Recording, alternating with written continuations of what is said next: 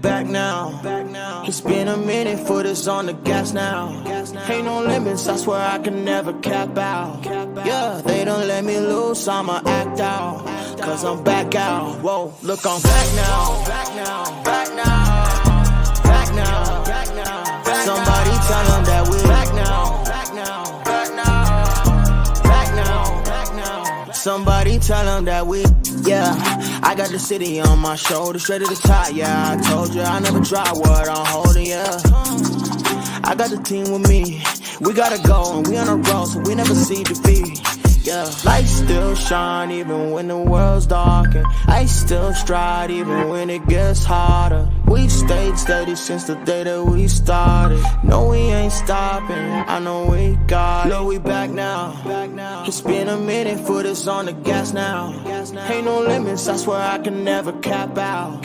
Yeah, they don't let me loose, I'ma act out. Cause I'm back out, whoa, look, I'm back now. Back now, back now, back now, back now. Somebody tell them that we back now. Back now, back now, back now, back now. Somebody tell them that we back now. Back now, back now.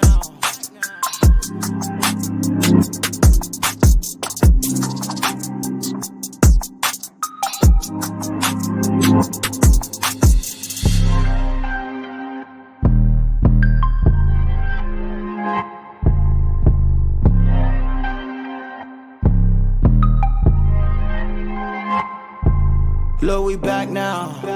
It's been a minute, foot is on the gas now. Ain't no limits, I swear I can never cap out. Yeah, they don't let me loose, I'ma act out.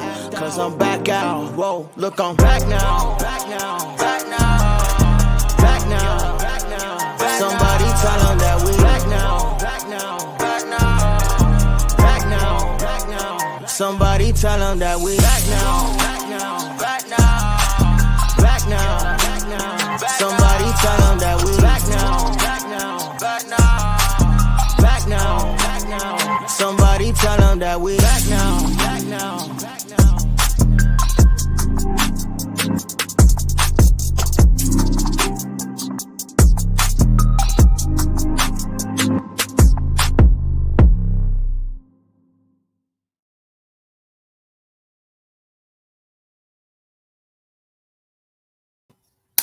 And we are back now. It is opening day of the 2022 Virtual Diplomacy League. After taking 2 months off to watch some of the best diplomacy that DBN has ever seen, the VDL is back for the start of its third season. With no solos in the first season and 3 last year, what type of play will be on display this season? Only 2 players put up the results to qualify for both championship games. How many new faces will we see in championship game number 3?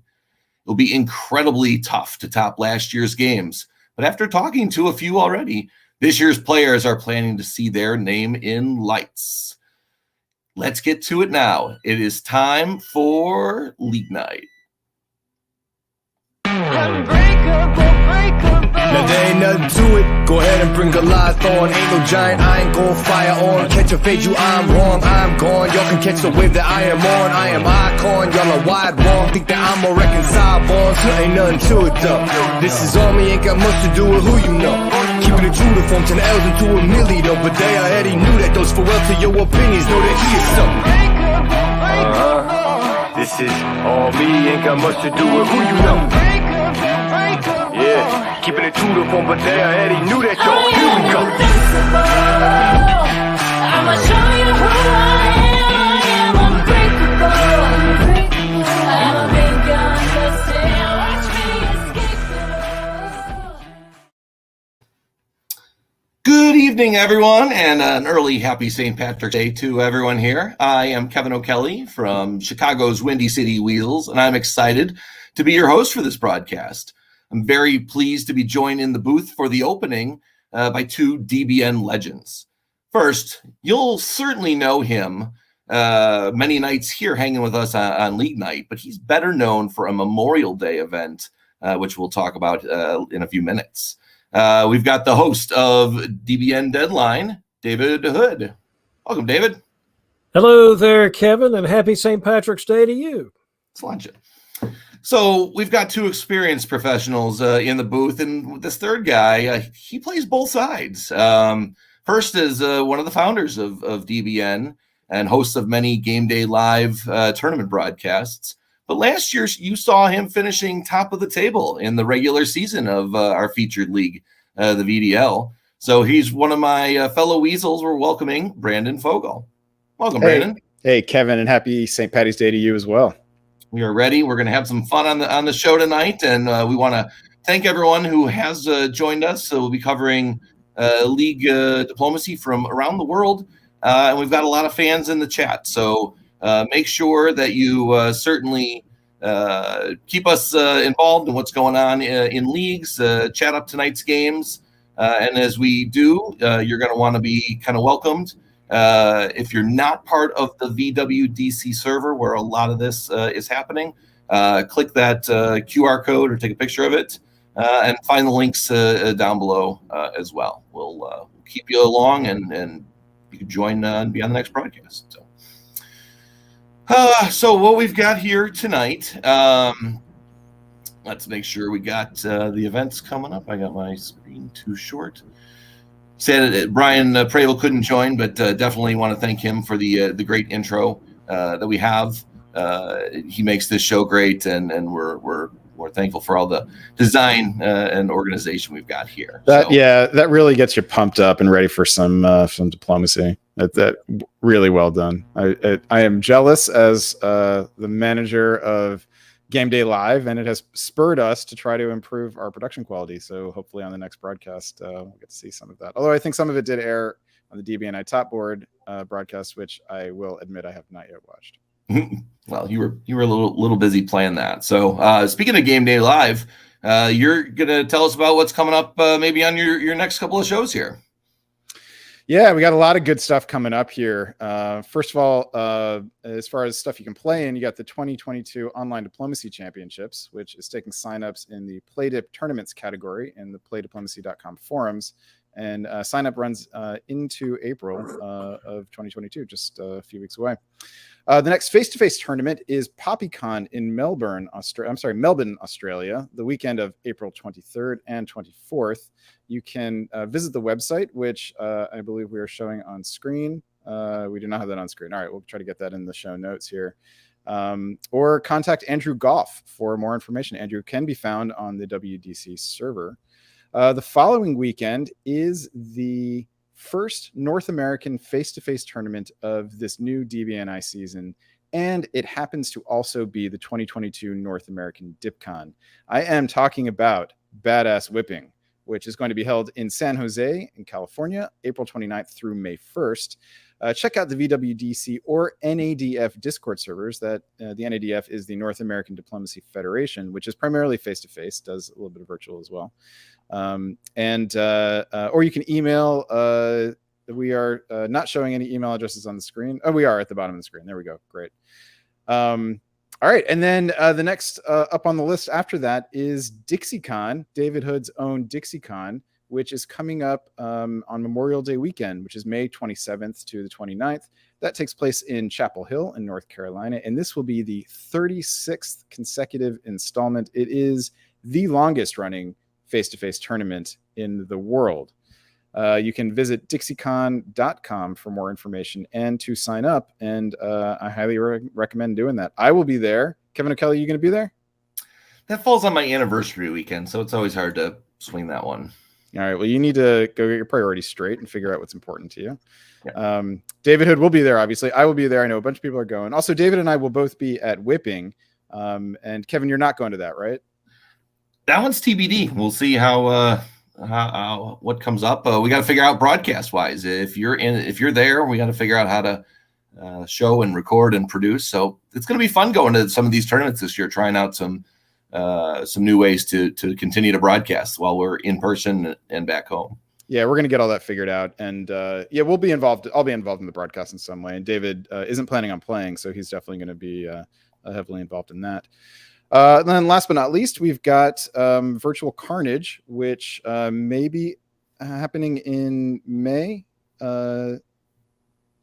All right, that one is to be determined. There is also the Summer Classic coming this summer for people who are looking forward to virtual face-to-face stuff going on. And that is what I got for you on this screen. Well, let me talk about leagues then. Obviously we're watching League Night, or watching the VDL games tonight on League Night, so you know about the VDL, but there's other leagues here. And you see the Nexus Press League, which we're also going to be talking about tonight. The Tour of Britain is a league similar to VDL. It's going to take place, I think, 8 game days throughout the year. And the idea is to crown the next monarch of England. Sarah Kwok of the UK is the current champion, having won the 2021 Tour of Britain. That takes place on the VWDC Discord server as well. So if you can navigate to that server, you can get information there, or you can also contact Gary Sturley, who is in that server. He's the TD for that event. The league that we're going to focus on tonight, mostly the Virtual Diplomacy League, will have its next round of regular season games on April the 2nd. I believe that was announced today. And then the other league you've got up here, the Nexus Press League, is something that we're going to talk about more tonight, because we're going to see some games from that Press League tonight. Excellent. And one league that we'll talk about a little more about Nexus is the French League. I think we covered them once last year, but they've continued on throughout this. I think they've already had 4 games in 2022 already. They had their final the same day as the VDL final back in January. We want to say congratulations to Emmanuel de Pontevis. He won the championship game, and we look forward to bringing them back to League Night later this season. And I just want to give a little bit of a preview. We are looking at how to provide French language coverage on DBN. So for French speakers out there, stay tuned. And if you're interested in helping out with that, contact me. C'est magnifique. Oui, oui. On to Nexus. David mentioned we're going to be talking about the Press League tonight. We'll have a segment in the middle starting probably about 10 Eastern. So if you're coming back for that, we'd like you to stick around, but we'll start that about 10. They offer 3 leagues. They offer their Speedboat League, regular Gunboat League, usually with 24-hour turns. I'm in a couple of those right now. Actually, I'm going to have to look. I think I had a turn process. I'll have to look at that while we're on tonight. And then third is their Press League, which we're going to be talking about. Signups for all these are ongoing. I have an invite link. We're going to post. I'll get a QR code that we'll have that up during the segment tonight.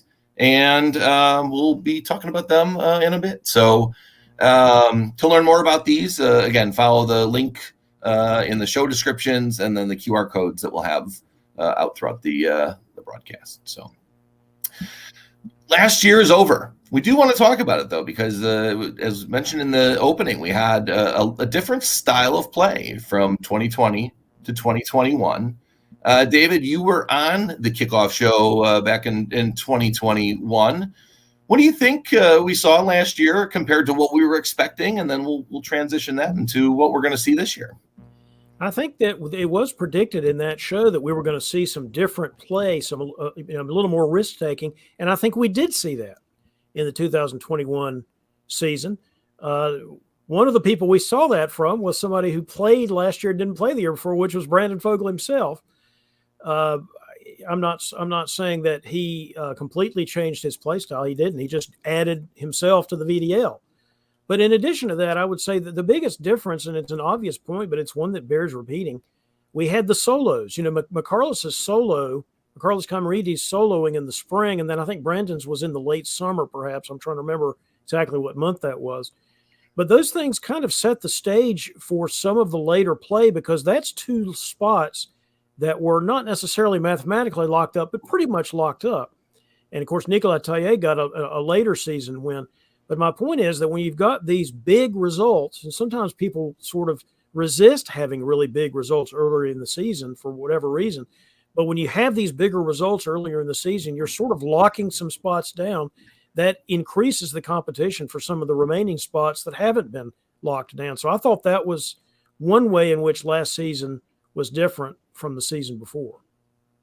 Yeah, Brandon, player perspective, you were somewhat involved in VDL coverage in the first year and mostly doing tournaments, but you had your eye on it. jumping in and playing, did the league meet your expectations, kind of coming from, us playing league play here in Chicago? And how did you adapt as the season went along, kind of knowing what the, changes were happening from 20 to 2021? It absolutely met my expectations. It is really fun. Really good group of people who are looking for just really hard-nosed strategic competition, and also trying to figure out, this game that we all love. And, we're also trying to figure out why we love it, because it can really break your heart and test your spirit. And if you're the kind of person who doesn't mind that, who looks to find themselves in those tests, diplomacy is a great place to do it. Diplomacy is really for you. And VDL just felt like that. It felt like a good sort of community effort in this sort of weird form of entertainment that we all enjoy. And that was great. I loved being able to go head to head with people and then hang around and talk about it afterward. Even if feelings got a little hot and there was some tension, we were able to, joke about it afterward. And that's the thing about the Weasels that made me fall in love with competitive diplomacy is, we go head to head, we stab each other, we congratulate each other on good stabs, the good ones.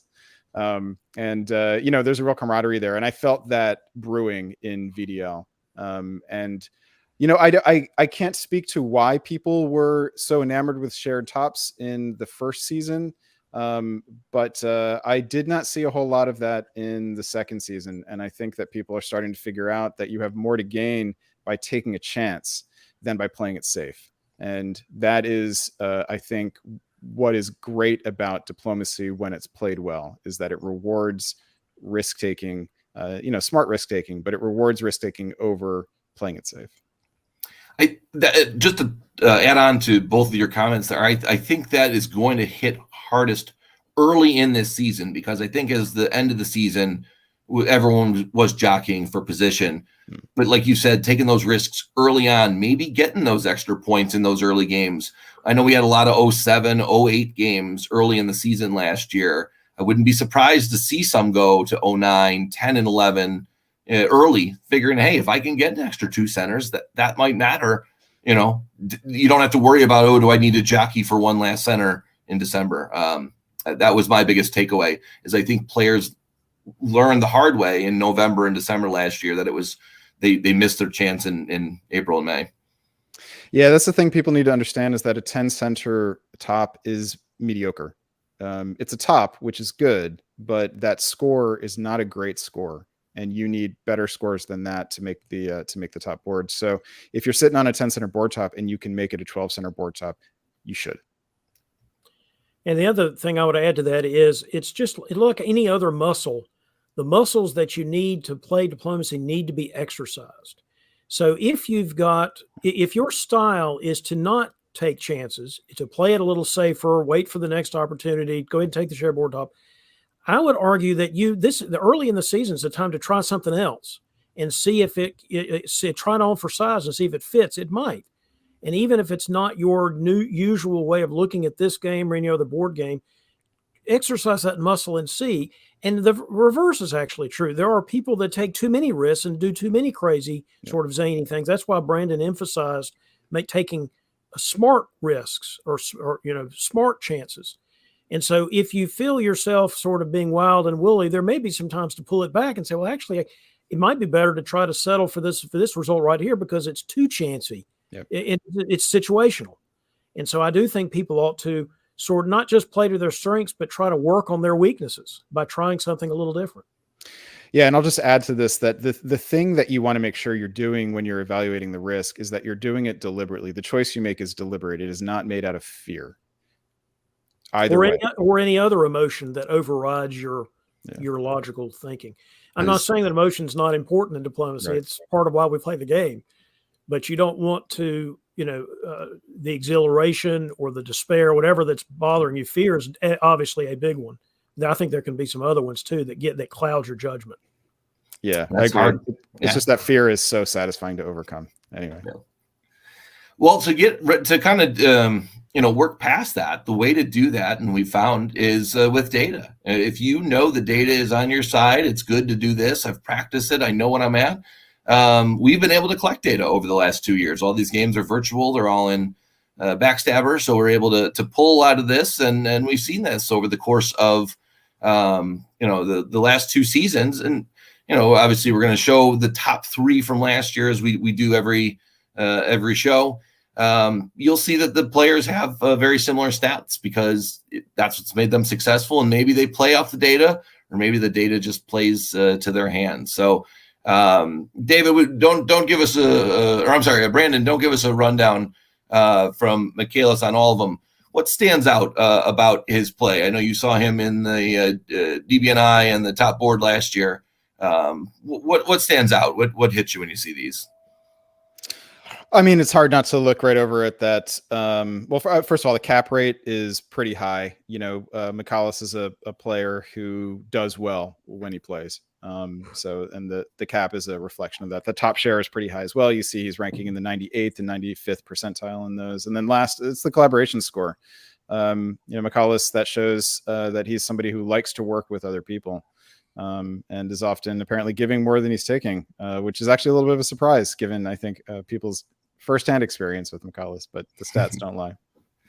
And I think so. I was looking at the stats. I got to know Nicola pretty well during all the pregame interviews during DBNI and League Night last year as well, because he top board and top board champ. I think a lot of these players have a lot of give and take and a lot more. When you have more units, there's just more foreign supports to be given or to be received. It's by numbers. I think that's what stands out on a lot of these. Nicola kind of not struggled by any means, but was really trying to fight to get in, and then the big solo. So that's why his numbers aren't as impressive as we saw with Michaelis, and then what we will see with our number 1 seed from last year next. But the thing that struck me about his play was that he was very flexible. The top board had him back and forth, and maybe wasn't fully representative of his play last year, but he hung around, was able to be in a position to win even after having some tough back and forth. And so I think the statistics that we have don't measure that as well, but the cap, like you mentioned, stands out the most. David, what do you want to say about Brandon? I mean, obviously the thing that stands out the most is whatever that hand gesture he's making. It's somewhat that has been debated for months now, exactly what in tarnation that thing is. But if I could pull my eyes away from that for a second, I look at the actual stats for Brandon, and we see 97, 97, 97, 95, 97. Where is the weakness with Brandon Fogel? I know that there is one. I assume there is one somewhere.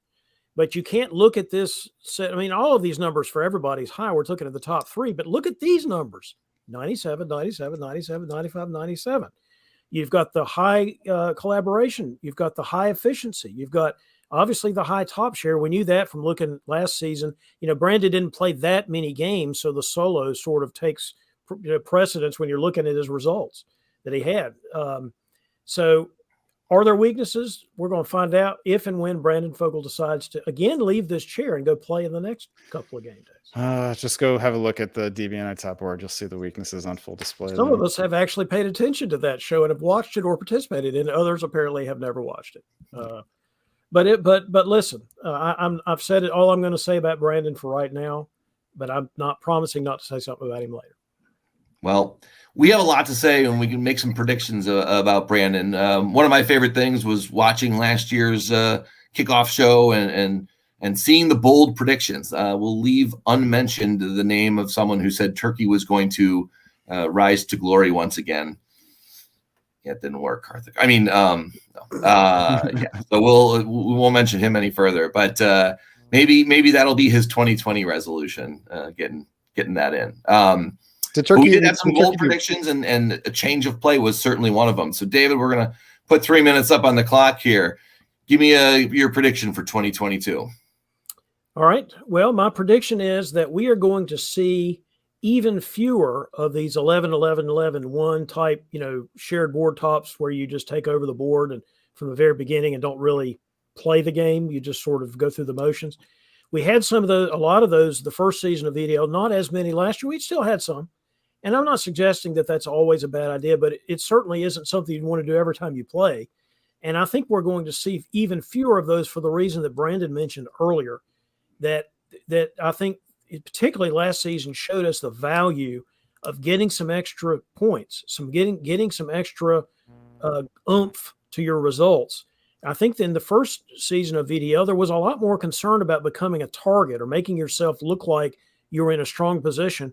And last year, instead, we had players, like McCarless, and there were others, not just Brandon, who decided, well, I'm going to take some high results early, and I'm going to really push them. And I think that really did well for those players going towards the end of the season. And I think that is what I'm predicting for this time. All right, Brandon, you're going to be playing. So what's a prediction you want to boldly make that someone can hold against you? Turkey's going to dominate this year. It's going to have the highest average top share. What I would like to see, what I hope to see, and what I do sort of think I might see happening is personal rivalries that now have 2 years of history starting to become bigger and more prominent. So, people like Ed and Farron, who have this sort of, they have a long history now between tournaments.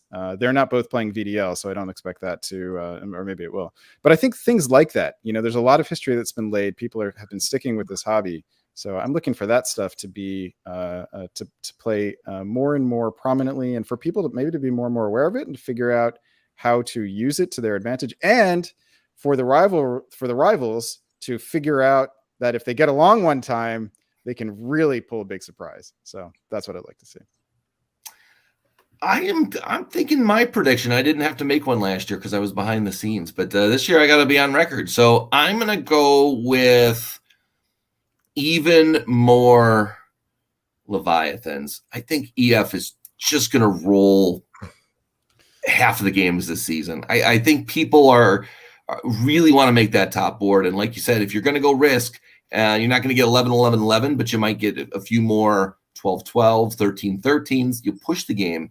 But I don't know if I just see more Care Bear, and I'm going to stick to it. So guys, and gals, don't listen to Kevin. Yeah, English Channel is a great place any time of year.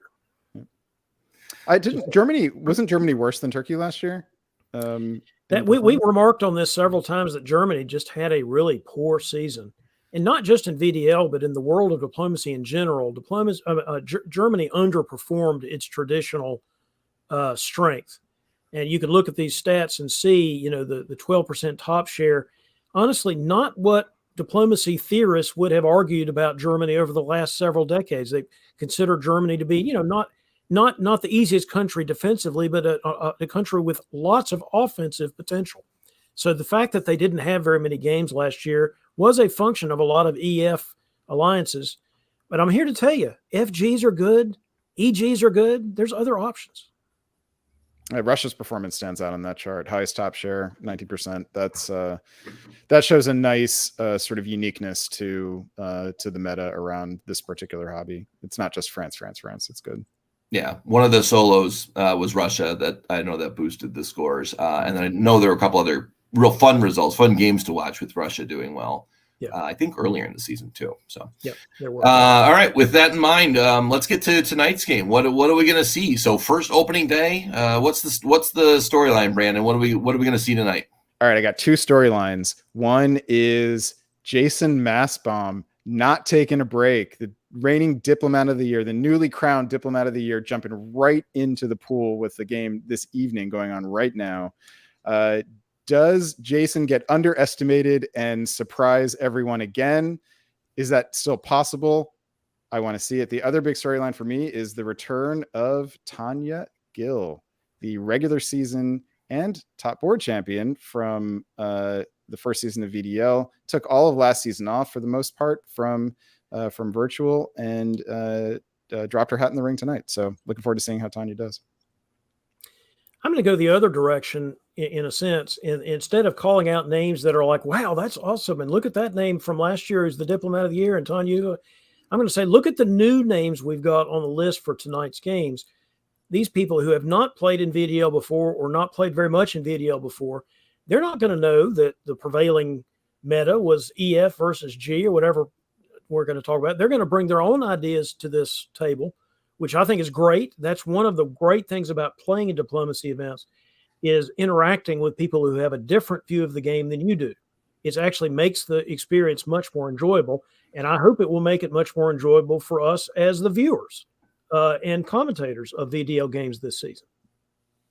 Yeah, Tanya's return. Why we didn't see any 100% next to any of those statistics from the top three from last year is because Tanya owns 100% of every VDL record there is. So, I'm excited to see her play today, and I don't have anything to add. I think you both hit it. So let's just get to the games.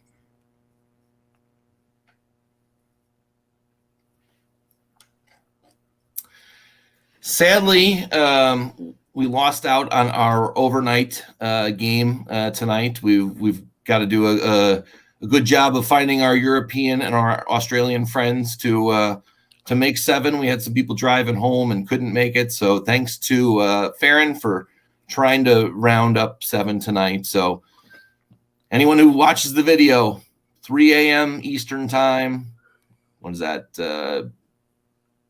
8 a.m. London, 9 a.m. Germany. What time Australian? Do we got some Australians? We got to get there. So next month in April, let's help out Zach and Farron and get back to that overnight. But certainly for this one, though, we got some new players and some well, they're still all new for this year, but and some experienced vets. David, what do you think with our experienced folks? Well, I will say, having been in Wes, probably the more experience from the virtual play for the last 2 years among this 7, right next to each other, is Austria and Turkey, should be interesting. We have seen, some of these other folks play. Tim Crosby has played at DixieCon both virtually and live before. I know Tim. Aiden is a young player from North Carolina learning the game. It's going to be fascinating to see. We've just talked about E, F, and G and how much we see Leviathans. We've got Jason and Franz here joining VDL, looks like for the first time tonight. What do they know about the current meta about EF? We're going to find out. And Brandon, with the 3 new people on the board, what's the dynamic going to be? Really fun to watch. Timothy Crosby in Germany, he played in the DBNI and had some really interesting games, had a lot of interesting experience. Now is his chance to start over fresh with 2 completely unknown commodities. The other thing I want to look out here for is Wes. Wes was one of the people, was the main sufferer of that 1923 game, that game that went all the way to 1923 in the DBNI.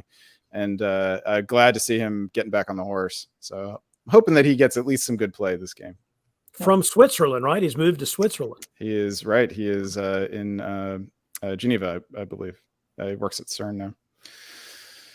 All right, let's see some orders. Let's do it. All right, David, since you're the more experienced league night hand, let's have you call them out, and Brandon, give us some commentary then. All right, let's look at these openings. The thing that jumps out at me is Tim's opening in Germany. Look at Berlin to Munich instead of Berlin to Kiel. Not only is he not going to go to Denmark, he's not even going to be next to Denmark in the fall of 1901, and we'll see that looks extremely anti-French to me. The other thing I would point out are the bounces. We usually look for bounces in 1901 to see what that might mean. We've got the bounce in the Black Sea and Galicia as normal, but we do not have any other bounces, and we don't have Italy leaving Venice. Yeah, Italy drops down to Naples here. That's another, interesting thing. Almost certainly going to be convoying over to Tunis. Sort of telegraph is that. Timothy's opening here, I've never seen this, and it is sort of shockingly anti-French, given the fact that Jason in England not only didn't go to the Channel, but moved Liverpool to Edinburgh. I would be very worried if I were Timothy Crosby right now about not having an ally in the West. Well, he's probably going to have a really friendly relationship with the Russians. We'll see if that is enough. Well, that's a way you can do this, to say, look, I'm going to take Belgium then. This almost looks like it's a deal with the English, right? To put the English in Denmark. Yeah. Like a fast-moving Anglo-Saxon alliance. So that's interesting. The French holding in Burgundy. I guess there's no reason not to at this point if you know that you're just going to cede Belgium to the Germans because you don't have support from the English. Looking at the east for a minute, we have what I sometimes describe as a conga line in Russia, where he's not intending. Maybe he thought he was going to get into the Black Sea. Maybe there was some kind of discussion with West, but West wasn't going to let the Russians get the Black Sea in fall 1901. So it's interesting that Aden has let the Austrians get into Galicia here. Yeah, it's hard not to see that as a mistake of some kind. Ben Kelman has a way with words, and maybe he had his way here. But that opening in the West between England and Germany is kind of beautiful. And if it is coordinated and part of an alliance, then I'll get the popcorn out. Is this the way to combat the English armies go to die in Belgium? Well, let's put the army in Denmark instead. It's a little more secure. It is something that is sometimes done as a way to more easily differentiate between the English sphere of influence and the German sphere of influence, right, in a functioning EG alliance. You would still build a fleet here as the Germans and send it to Baltic, but you're doing it in support of your English ally with the idea that the English are going to help you into more of the French possessions. I guess Munich holding makes okay sense. I would have liked to have gone to Ruhr if this was really going to work out, because the French weren't going to go to Munich there. So maybe a go to Ruhr, then build in Munich, and then you've got 3 guys on Burgundy. Might have been an interesting way to look at that move, but we'll see. It's not the most efficient way to set up the units for an EG, but that can be rectified relatively quickly. I think the thing that would concern me if I were Germany here is that it's just an awfully good deal for England. If you're Germany, you really want to be able to win Scandinavia, and you have just completely ceded Scandinavia. I worry for Timothy that he's going to build 2 armies here. Oh my. Yeah, that's a mistake. Well, we've talked about this many times on DBN. It's almost always a mistake anyway. Yep. Almost in any circumstance, you need another fleet. Even if you've got a strong alliance with England and England's saying, don't build any armies, it leaves you with so little flexibility. Plus, the English did build an army, I guess. Build an army. This is not an EG. This is a Western Triple. Well, at least for the moment. That's a good point. Western Triple does involve the Germans getting Belgium. You're right about that. But usually Denmark as well, right? Well, yes, usually. The other thing about Western Triple, fine, but really, Western Triple, you put your fleet in Portugal. You don't do that in a Western Triple, really. If you're going to try to get off to the races, you put your fleet in Spain. Yeah, if you're trying to get off to the races, yeah. Yeah.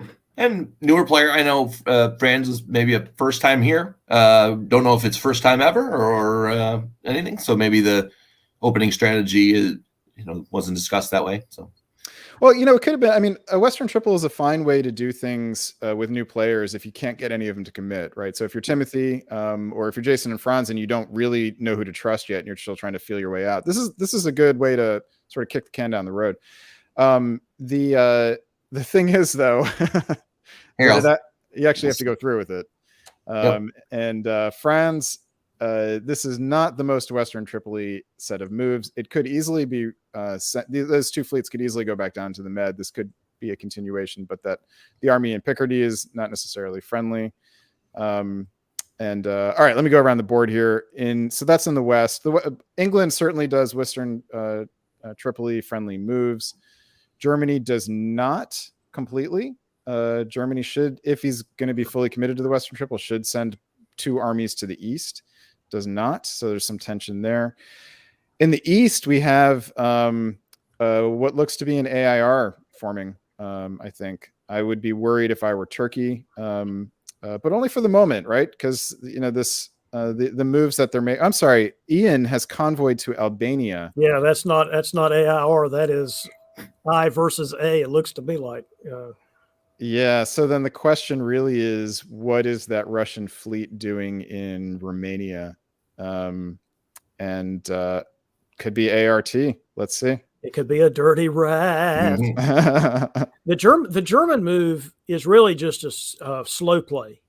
I'm not doing anything. I'm going to self-bounce in Ruhr and not really do anything. So I don't see that as part of any kind of triple concept that I mean, a Western triple is let's ally and go destroy the East. That's not what this is. Yeah. Jason is the one who's doing it and succeeding masterfully.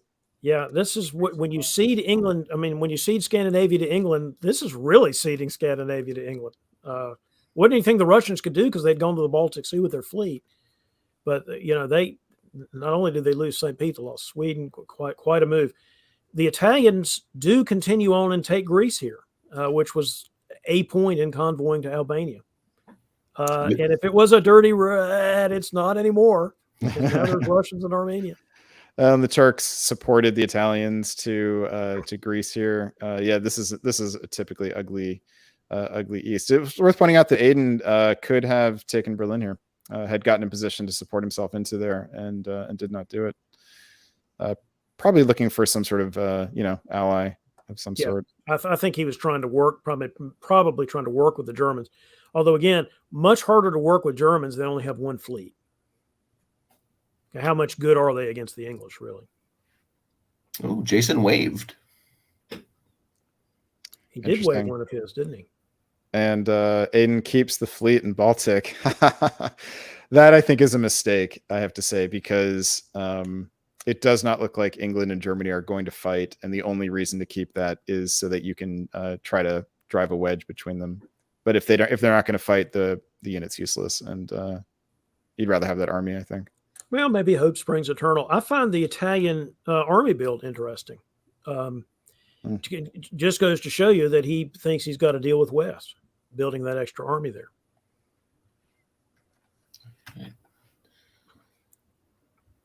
Here, David, I'll flip you back.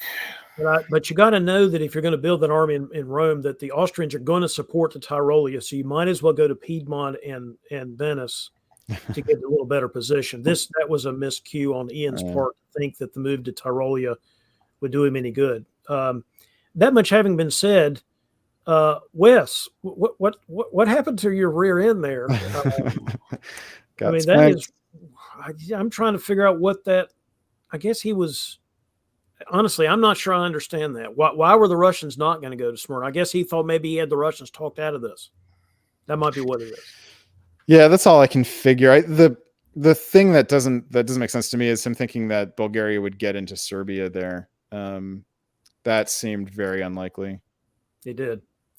Now, over in the West, though, I guess we've read this. Yeah. The Russians were throwing in with England. England putting the fleet in the north coast was no longer a threat to any further Russian possessions, at least right this second. And so they have instead supported the English to Kiel. Now that is quite a decision for Aden to make, though, because England's going to get bigger and bigger and bigger this way. I mean, and the French aren't doing anything about it. The French are basically doing nothing. Hold, self-support, hold. Yeah, Jason's really living a charmed life here, isn't he? And Aden, he got England and Germany to fight, but he's going to lose Warsaw for it now. Germany's just going to walk in there. Although maybe Aden will get Berlin in response. We'll see. No. Wow. No, we have a realignment here. It looks like maybe Jason knew he was going to lose Kiel, or at least thought he was going to lose Kiel. So he maybe he was supposed to give the Russians Denmark there or something.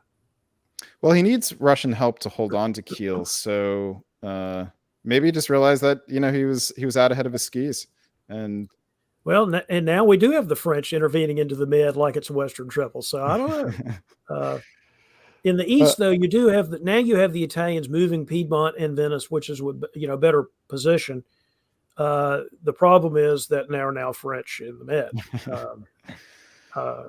West does say, well, I guess I'll take Smyrna back. I can't really defend. I guess he could have defended all this, but he decided he would go after Romania instead, which is fine. I like that. This is good play by West. He stays at 4 and he stays in the Black Sea. Yeah, and Russia's completely out of position now. West should be able to recover. Problem is that Jason's living such a charmed life here, and Franz is actually in pretty good position here as well. If he can keep Jason on side for when we're here. Jason's problem now is he has to pick a direction. He's got to pick another growth direction, and doesn't seem like he's ready to do that just yet. And still holds. Still got that pocket build, yeah. Yeah. Huh. That is All right. amazing.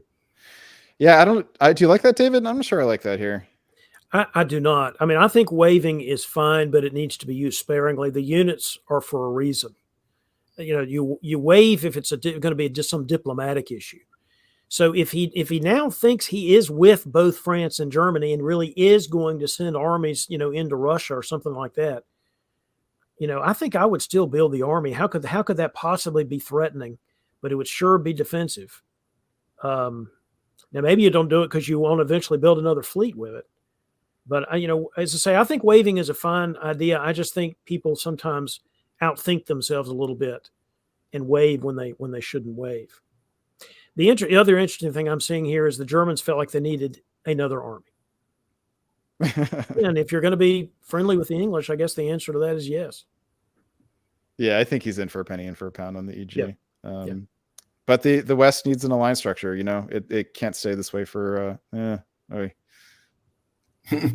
This is starting to look like Western Triple type stuff.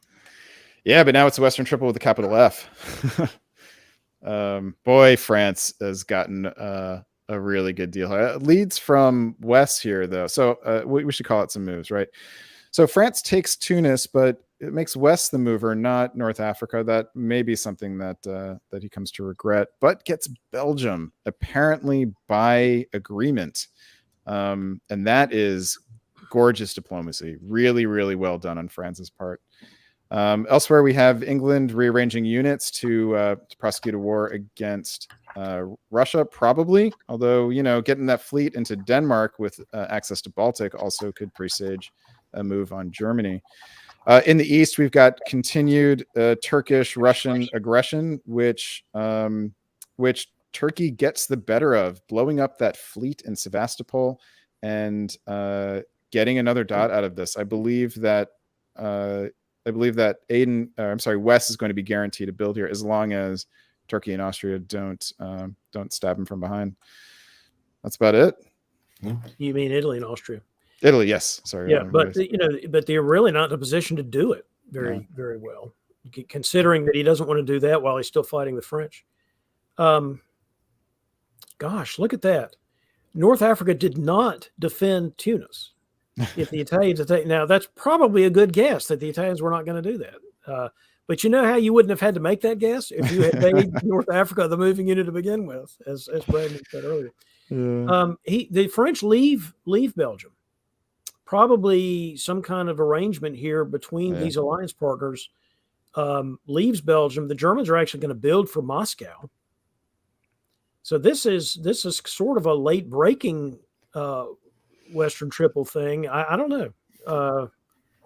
Western Triple is always dangerous for the Germans. I assume that could easily be arranged. I'm also assuming that's arranged, but who knows? Maybe not. I mean, the Barents Sea fleet coming back can be justified, but it also could be the precursor to something else. I mean, at some point, there's not going to be enough other stuff for the English to get easily, and they're going to have to make a decision. This is a fascinating moment in the game, and if the players are willing to be strategically flexible, kind of anything can happen with the West. Germany is now no longer subservient. Actually, Germany can get off the mat here and be a major player in the West. Kind of everyone has a build, right? Will England wave that build again? Is Germany going to get some guts and put down a fleet? What is France going to build? Fleet Brest, probably you could sell it as having to fight the Italians. What are the Italians going to disband? And West Ketchum is getting 2 dots, only has 1 home center open. So we'll have to build in pocket. But West is very much alive in this game. This is a really nice dynamic moment in this game. Well, the Turks are often a beneficiary of a Western Triple, assuming it doesn't go all the whole way. Yeah. You're attacking your enemies, so to speak. And so Turkey can really benefit from that. I would assume the Italians are going to get rid of Army Greece here, but we'll see. I mean, maybe not. Maybe they get rid of Venice if they've got a good deal with the Austrians. Well, all right. So this is 1904 typical games of VDL. We're about 08 or 09. We're halfway there. If you're picking a board topper or you're picking an ending, what are you picking, David? Gosh, it is still hard to bet against Jason's position here, I think. Now, there's some other, I mean, France's position is good too. And West could come back and actually dominate this game. And a lot of things that depend on decisions that get made, not in the East, but in the West. Brandon? I like Wes's chances. This is partly due to not knowing Jason and Franz very much. You know, they both have put themselves in great position to do something really strong in this game. I don't know that they have shown the experience or the savvy to do it yet. But given the play they've shown, I like them for the future. There is real potential that both of them have shown this game. Excellent. All right. Well, none of them. Tim Crosby, we've criticized some of the decisions he's made. He's at 7 centers, and so who knows what's going to happen here? There's a lot of interesting decisions here coming up in 1905. Yeah, well, you got your fleet breast. You got the army up on the island, so I think people are going to be putting into play, and there went the Army Greece. So we got Army Berlin as well. What else could he do? Build a fleet and make a deal with France. Probably not going to work because France probably feels like they have Italy to deal with. Yeah. That's but at this point, Germany is just waiting to be stabbed, right? Yeah, I might have just taken a shot and gone after him one-on-one here if I were the Germans. Just build a fleet and don't worry about build a fleet and fight him. Because what else are the English going to do here? Yeah. All right, well, let's pick it up a little bit as we get into the second half of this game. Brandon, what do you see in this year? All right, we've got Wes Ketchum breaking out. Wes putting his units into places where they can do something interesting. The move from Smyrna to Armenia is it's a little. You don't need an army there at the moment, but he could easily shift that back over. Yeah, the nice thing about Wes's position is that he has Austria and Italy who are fighting other people on the other side, and so he can he might even be able to stab them and have them be okay with it, just because they recognize that their game is ruined by other people. Elsewhere, we've got England just with too many armies, to be honest, but getting them into position to do something against Germany, interestingly enough. Elsewhere, France, beautiful job getting Italy to pull back. That is a huge win on France's part to get Italy to disengage like that. So well done. Because it gives him flexibility. And we've often seen Franco-Italian wars be bad for both of them. You really have to get the jump on the other. If it's sort of a fair fight, it almost never works for either one.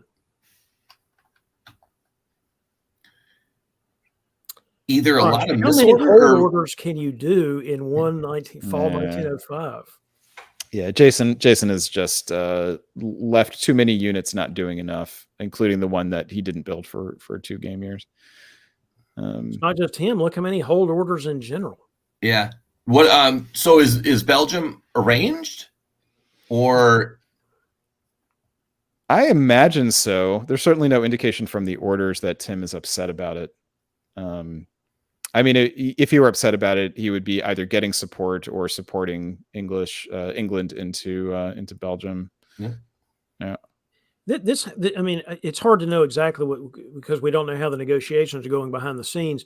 But this has the look of, well, I'm not doing anything. You do something. Yeah. Or in the West thing, we're not going to do anything. Let's see if West stabs one of these people, then we'll try to take advantage of it. Because otherwise, it's a lot of holding and supporting and sort of positional moves in 1905 at the stalemate line. Yeah. There's a lot of play left here with 1, 2, 3, 4, 5, 6, 7, 8, 9, 10, 11 hold orders. And, not knowing much about Jason and Franz, except for what we see from their orders here, it's possible that they are just a little, being new to this community, possibly being new to diplomacy, although their play is not beginner level play. No, it's not. But being new to the community, they may just be wary about, establishing too much of a Sharky reputation right off the bat. And that just might make them a little hesitant to make a big move here. What does Tim need with a flea? He doesn't need a flea. Get rid of that stupid flea. Wow. He wasn't doing him any good anyway. He wasn't doing anything. Oh, wow. This game is locking up to it's heading too much toward lockup. I think this is the sort of game that people will regret in 5 months. It's the sort of game that's as if it wasn't played, right? The scores will be as if you might as well forget about this game. The scores aren't going to have much effect, if Right. at all, on anybody, unless somebody moves here and decides this is not how this game's going to end. Doesn't feel like it though, does it? No, and VDL games are time limited. You can slow play in a time limited game, but not forever. You got to actually move it up some. All right. Well, here we got Wes possibly making a move. Take Serbia and Naples. And he might as well. He might as well. Yeah, the Austrian orders indicate that there is no that this was not expected. Yeah, why not? Now you build another fleet and an army, and you try to secure as many of the Austrian and Greece. You're not going to hold on to Naples probably, but yeah, good. Thank you, Wes. Thank you for going for it. Yeah, that's totally true about the weasel aspect of this. Although, the other thing I would say about Wes's move is, and I'm serious, why not? If the game's going to be a time limited game, what's the consequence of doing this? You weren't going to go anywhere with doing nothing. Oh, that was the spring. Yeah, that was only a spring. So now he walks into Greece too. I thought that was the fall. Well, now it's actually better if it had been the fall, because he could get units quickly into position. Now, now it's going to take a turn to get a fleet, but he's building 3, so an army and 2 fleets here. I'm totally with Wes on this. Try to take control of this board. I agree. Apparently, E, F, and G, none of them really want to break out, and which is a way to play. Mm-hmm. German moves are interesting. Yeah, I was getting ready to say Ruhr and Munich, at least trying to say, hey, we're mostly friendly here, but don't get any ideas there, Franz. Well, I like the one little move up there, Norway to Sweden. What does that mean? And convoy to Berlin. Yeah, I like it. Or Kiel. All right, we get 2 armies and 1 fleet from West. That is possibly something that may come back to bite him. We'll see. Yeah, I'm wondering how you're going to get that anchor army really into the game enough. I guess you send it to Armenia because you're going to need another support for Sev or something. But you've got the fleet in the Black Sea. I would have built 2 fleets, like you said, Brandon. I think. Yeah, and then you force Ionian and at least cover Aegean and Eastern Mediterranean. In the West, are we going to see a triple all the way to the end, or is it going to be 2-on-1? I don't know at this point with these moves. Maybe, England could still attack Germany for sure. Yep. For sure, that could still happen. I'm with Brandon on this. I'm not sure we're seeing a lot of evidence that's the idea. They could do it very effectively right now if they wanted to. Yep. Helgoland by North Sea, convoy to Kiel or Berlin. It was all, Prussia, or Livonia to Prussia, or whatever. You could convoy to Prussia and try to go after the Russian centers. You can do all sorts of things. I would go for the heartland. Exactly what you said. Convoy to Berlin or Kiel. Even better if you can get Timothy to take Berlin here or Belgium, and offer to whatever support he might need. So if you can get make sure that Germany and France are entangled, there's just no reason for Jason not to go after. Or if you think that Tim is suspecting something and getting jumpy, then just go ahead and go to Denmark and put that. That way you'll have 2 guys on Kiel in the fall. If you think Tim is getting jumpy and might block your convoy. Yeah. Go north to Helgoland, like you said, Norwegian to north, and you have 3 on Kiel, 2 on Holland. Yeah. Lots of options here, or you could do this. Which is almost the opposite, really, because you're putting your fleet in Clyde and saying, "I'm not coming." I think this is arranged, David. I agree it's arranged. Yeah, totally agree it's arranged. That's what I'm saying. The Norwegian to Clyde says, "Look, I'm not coming. I'm not going to attack you." Well, check out France's defense here. This is top quality defense here. It's a huge risk on his part, because if Ruhr is the mover here, which honestly it should be, then Franz loses Paris as well. So this is a fantastic guess on France. Well, it was a deal, right? The English were going to convoy into Holland, it looks like, in behind. But you're right, that was a mistake. Yeah, if England's going to do that, then yeah, that's great. Elsewhere, we have Turkey actually has some kind of problems here defensively. Is losing Naples, can't get it back, is losing Serbia, and is going to have trouble taking it back. I don't think he can force it, right?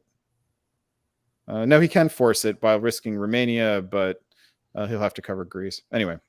There's a lot of possibilities here, but I find Lyon to Tuscany interesting. Do you guys find that interesting? I'm not exactly sure what Franz is doing there, but because he's leaving Piedmont, but still. Well, I think he was worried that if Munich got into Burgundy, he would need to cover his tail. And honestly, wouldn't that have been a better move if you were to attack the French? Forget about Belgium in the springtime. Yeah. Belgium's really nice in the fall. Yeah, after being in Burgundy in the springtime. 100%. And the convoy to Holland would have been successful because Belgium supported it. England would have been in. Yeah. Oh, yeah. Interesting. So then the big question for me is what Jason does in the fall here. Does Jason pull the trigger? And the answer is no. Oh, that's a missed opportunity. Well, he just wasn't going to do it. That's why he did that Fleet to Clyde thing. He just wasn't going to do it. Yeah. In the comments a little earlier, it said Belgium was not arranged after 1901. So okay. All right then. Well, look who did take Naples back. He did. I was wrong about that. Yeah. Well, because I was assuming that France would support Italy, but that did not happen because France wanted Romania. Well, that's why I said the thing about Tuscany. What's he going to Tuscany? that was prescient. But West does lose one to Austria here, so Lewis is going to have to pull a unit this year, but has now gotten pretty good position over Austria, so he should be able to get one of those back without thinking about this too much. In the West, Burgundy gets into Ruhr here, so while Timothy is going to stay even because he's losing Moscow, France is getting better position, and now with the fleet in the Mid-Atlantic, fleet in English Channel, he'll be able to get Belgium back, and without England on his tail, England, both Germany and France are benefiting from England not attacking them right now. Mostly France is benefiting from that. Yeah. Well, you're right. Both of them are really, because England's better attack was against Germany. Yeah. Germany is merely surviving thanks to England's reticence. But yeah, we got a fleet in London now, which says maybe I want the English Channel now. It's my turn. Nope. Just when you think. Jason's play here is, competently getting out to 8 and then perhaps not knowing what the next step ought to be because he's not taking any steps really. Yeah. Yeah. This looks like inexperienced play on Jason's part. So great job getting yourself into position to make some noise, Jason. Next time, hope, you'll be better equipped to actually make that noise. In the East, Wes is, I think, in position to take Venice here, should lose Naples to France. And looks like he was going to support Germany into Romania, which didn't happen. Ooh. And so now he's going to take Romania himself. Yep. The Germans were reorganizing to send their units against France, I guess. Yeah. Yeah. It's full scale. Wes, so put a focus on the Adriatic here. A little curious on Wes's part. I'm guessing Wes thought that Germany was going to be hitting Vienna here. And Wes probably wishes that he had supported himself into Venice, which seemed like the more obvious thing to do, actually. So I'm a little surprised that Wes didn't do that. So that may be something that comes back to bite him. But France, France is suddenly turning the corner here. France is picking up 2, has pretty good position. And I think the only thing that can stop France is England, and England doesn't appear willing to. So England appears willing to not do anything, which again is unfortunate. Yeah. And it's almost too late now to do anything about France. You might, if you're England, you might just try to go over there and take some pieces out of Germany. Well, we got the Ruhr leaving to go back to Burgundy. We're back to the hold. We're back to the hold moves. But we do have Clyde going to the North Atlantic. Yes, we do. Is a thing. That is a thing that has happened now. And yes, but Would you do that thing and also not do the Yorkshire to Wales thing? I'm not sure I understand that. No. Oh yeah, because you can cover London with York. Yeah. I guess. Germany takes Venice here because why not? And pulls back to cover the home centers. So definitely worried a little bit about what England might do. And the answer is didn't need to worry. Oh my gosh. Oh, I love Italy getting supported back into Venice. Oh, Back that's a into highlight. That is Yeah. a highlight. That is just lovely. Well done. Wes, I think, misses an opportunity here to take Budapest, right? So this game may be coming to a close here. No, so we do get another year. Okay, One so more now, year. dear. Oh So my Wes takes Budapest, but Munich is vacated for the French, who now I believe have Kiel unopposed unless the English help. Wow. Or Holland. Yeah. So the English do help. Oh, they did. They do. Help. Yeah, he loses. Oh, and Wes Ketchum is going to steal this game by taking the Austrian centers. This should be the end, right? Yep. I would argue that steal is the wrong word. I would argue that Wes Ketchum takes this game by force. Yeah. And because he was the one that was willing to make moves to give himself the board top. Yep.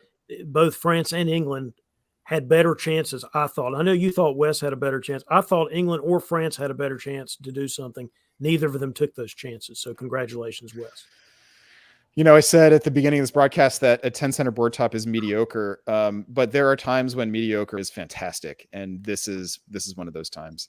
This is 100 points that Wes has that very easily could have been just 50 or 60. And those extra 40 or 50 points will serve him very well at the end of the season. You stole the words. It is interesting, guys. The first VDL game of season 2022, Turkey. Yes. I feel like I'm back in 1994 again when Turkey would have been considered one of the strongest powers in diplomacy. But we're back. So rewind about 40 minutes. We took a longer one on that. We'll pick it up on the next one. But we rewind 40 minutes and listen to Brandon saying Turkey rising to power. Was that right? I did. It was aspirational. It was more than predictive. But I'm glad to see it happen. This was a fascinating game. And welcome to the newcomers, Jason and Franz. I think you guys hopefully both got a lot of good learning experience out of that game that will serve you well in future games. Welcome to the club. If you do have Western powers coming and smashing around the Italians and the Russians and the Austrians, Turkey does benefit from that if none of those Western powers decides to break out and take the control of the game, which they didn't do. Well, Brandon, I think they watched the DBNI final, the Western powers in that, because there was no East. I don't know that if they had watched the final, this England was way bigger than the England in the final. It wasn't either. Although the England in the final actually made more calculated, bold moves. So. Yeah, I was just looking at all those units, all those builds. He was even waving builds. I was dreaming of builds. I think I went 8 or 9 game years without a build. Anyway. Got one at the end though. But look at this lineup for pint of green beer, VDL 89. Yep, we missed Luck of the Irish on the last one. Thanks to Sabi for getting us some fun names with these. So good to see Bradley Grace coming in playing in this round. I think perhaps Bradley is also playing in the last game, but it's great to see new faces in this case from Britain. Some of these other names, in fact, all of these other names we remember from last season, and some of them, like Craig Mayer, going back for years and years and years in diplomacy. So it's interesting now that we've got a sort of a different mixture than we had in the first game. John Anderson, one of the heavyweights of the 2020 season, reappears in 2021, right at the beginning of the season. Great to see you back, John Anderson. John, I did not call you heavy. That was Brandon. We also have Roni Mordvanov coming to us from Israel. Wanted to make it clear that he is not in Tel Aviv. For some reason, that gets his goat. And it's good to see Adina back. Adina's Australian, right? Yep. So this was a game at 10 a.m., which I think would have been like 1 a.m. in Australian time. So Adina playing in the middle of the night. Now, those people are nuts in Australia. We already do that. Adina was signed up for the overnight game, which got canceled. So maybe was able to switch up the schedule. So And all right, Adina is David. giving us a gift of Yep. the English Channel. That is There what we it go. is. Thank you. Well done. Congratulations, Adina. Wait, Germany can open to Denmark in this game? Okay. Ooh. Wasn't sure that could be done. Yeah, we didn't pass judgment on the Timothy Crosby opening. Ended up not really hurting him. What hurt him was some other decisions, I thought. But the move, the opening move itself was sort of not terrible. But speaking of this game, look at the bounce we've got in Armenia. This is a move you see a lot nowadays, as opposed to bouncing in the Black Sea, where the Turks can actually get their fleet moving, but you can still sort of guarantee that if the Russians want to take Black Sea, at least you'll be in Armenia. So that's an interesting move. And then we've got the John Anderson going to Trieste thing. Is it the loan that we've seen so much, particularly in the 2020 season, or is it something else? With Liam, I suspect it is agreed upon. Liam is a very creative player. In fact, one of the most tactically creative players I've played with, and he's very willing to take significant tactical risks to just for the sake of it, because he likes doing it. This bounce in Armenia has been pushed really strongly by a new member of the DBN family, Sabi Ahuja, who will appear on this broadcast later tonight. Sabi has been working hard to come up with an appropriate name for this opening so that it can stick in the public consciousness. But Sabi is a big proponent of this opening. Though we don't like Black Sea opening. By the way, Craig's opening was we don't like Burgundy. Held in Marseille. Now he's still not in Burgundy. That is obviously a very pro-German way of looking at the world.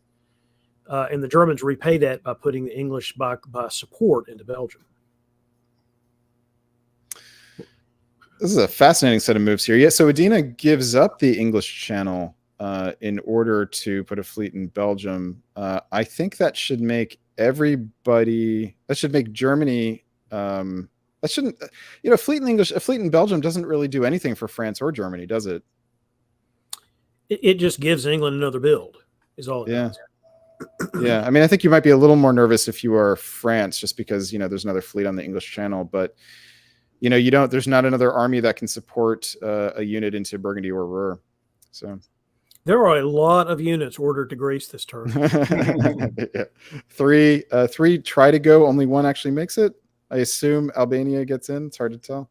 4: Trieste, Apulia, Bulgaria, and Albania. Yes, lots of people ordered to Greece.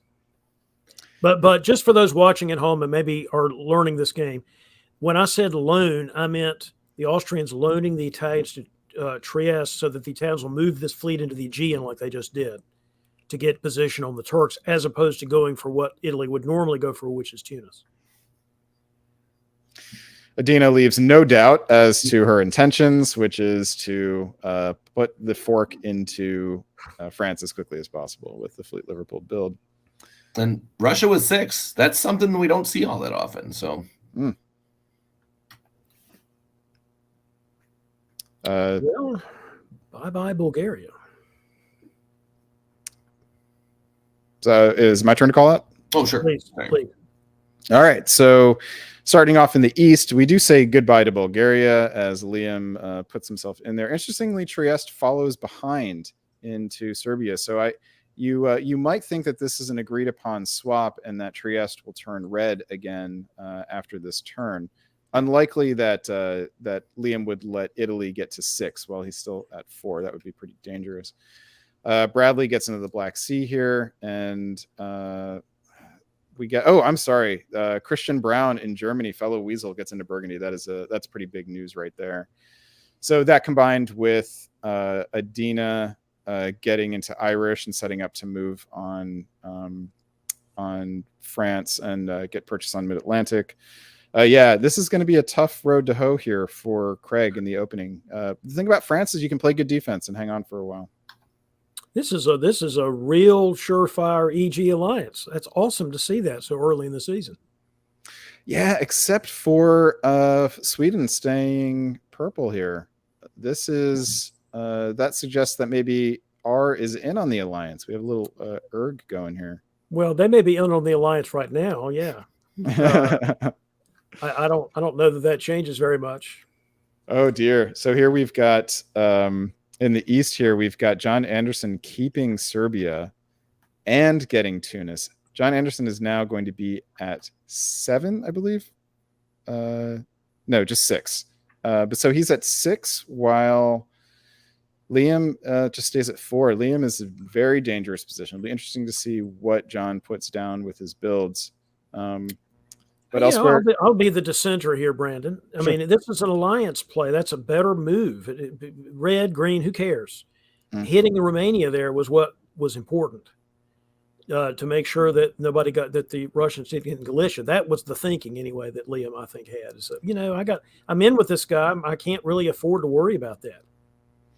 Okay, so then if you're Liam, what builds do you want to see from John? Obviously, no army, right?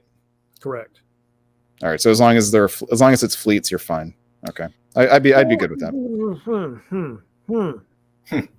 Can you really use 2 fleets as the AI alliance? Do you really need 2 more Italian fleets? Answer no.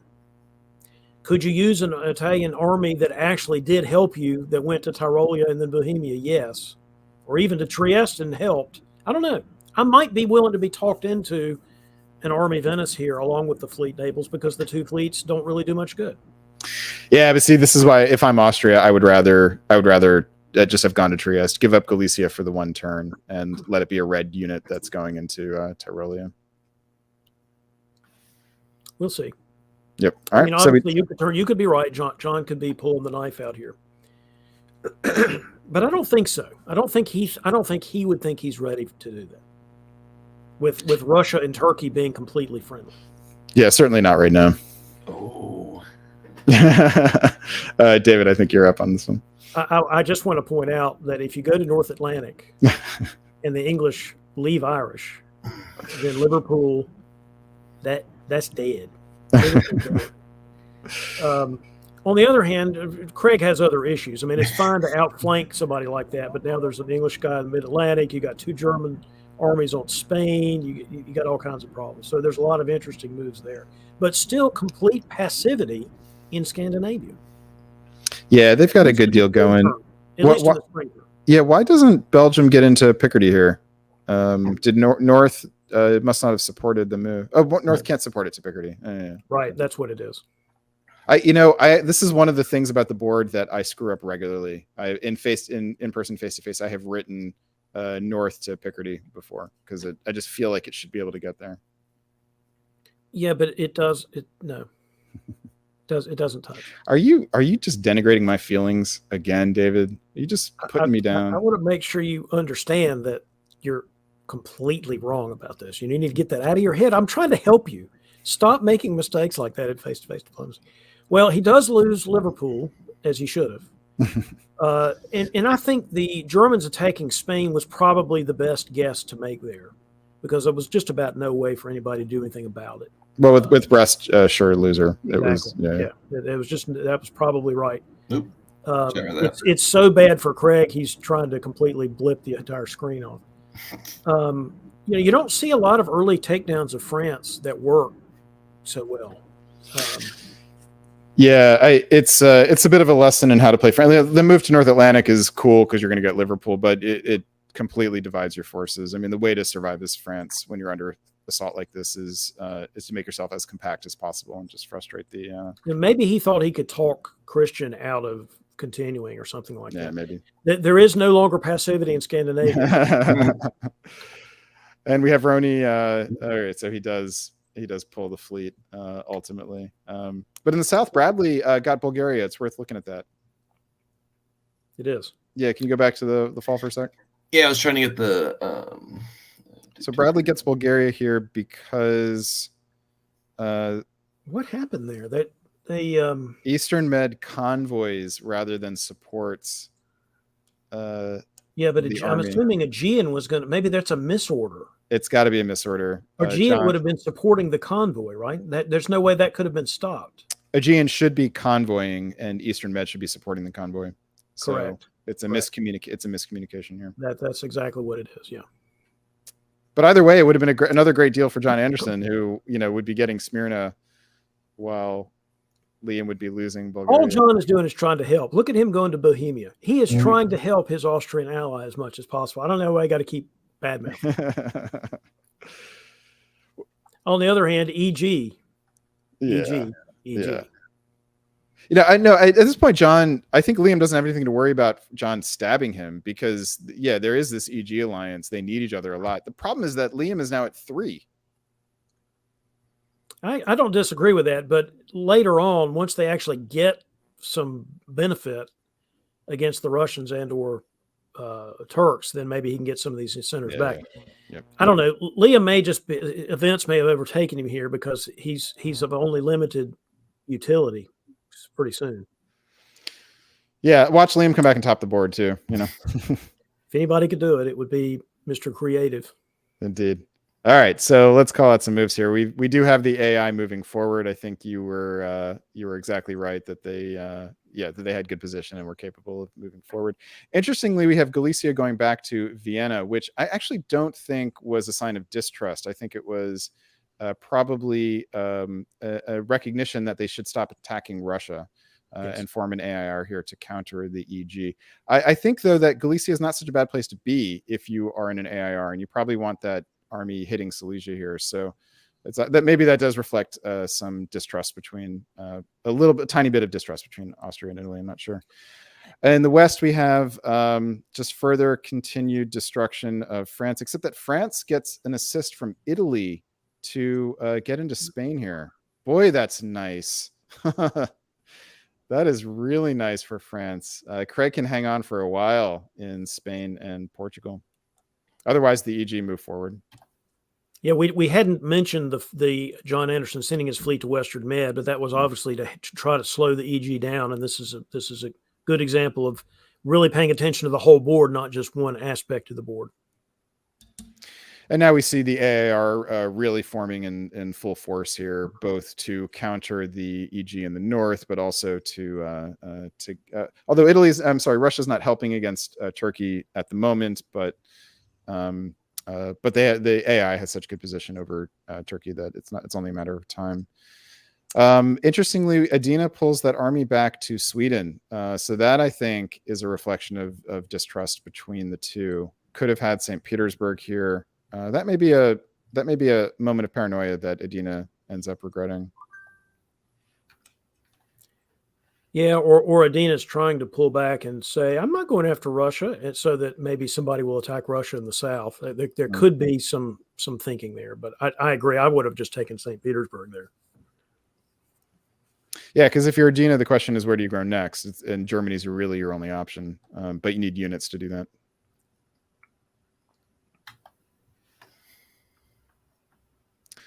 David, you're up on this? Well, Mid-Atlantic. Not only is John intervening, John's going to Mid-Atlantic with that. Now, it'd be interesting to see what that really means, because sometimes you can break into the Atlantic and it's really cool, but then it's hard to really do anything with one Italian fleet and one French fleet. But it sure does slow down the destruction of France, which was the whole point of John going over there. John does not have enough centers, and so he's going to Greece from Serbia. And, everybody agrees with this, apparently. Maybe that was sold as like, hey, I'll convoy it over to Smyrna. Also, he doesn't have enough centers, so he's going to take Smyrna. And Smyrna just leaves. Yay, look at Austria getting their center back. Yeah. And it's going to get a build here, finally. Yeah. This is John paying him back, basically. Munich supports Bohemia to Tyrolia. That is Christian trying to cause trouble, would be my guess. I like it. I mean, in case there was like a self bounce there, or a bounce between. Well, they bounced there. I think they had bounced there the last turn. So I think he was trying to stop that self bounce. The Italians actually retreat back to Western Med, probably sensible. And look who's losing Liverpool. They tried to convoy into Gascony, which would have been clever. I love Craig retreating here rather than disbanding. Will he hold on to Fleet Wales and take a gamble that he can hold on to Portugal? I doubt it, but it's fun to hope. You might as well make the English think about it. What did Spain support there? I'm looking. Spain supported Mid-Atlantic to hold, but Gascony tapped it. This is good tactics on on Christian's part. Really nice tactics. Wales is gone. All right, Nadina gets a fleet. So Udina's definitely not set. Why didn't they take St. Petersburg? What happened? Well, there? she just went back to Finland this past fall. But in the spring, I thought she did that. No, they bounced. I see. Okay. All right. Fleet at Naples as opposed to Austrian armies. IA problems or no? I don't think there's an AI problem. I think they are still sticking together.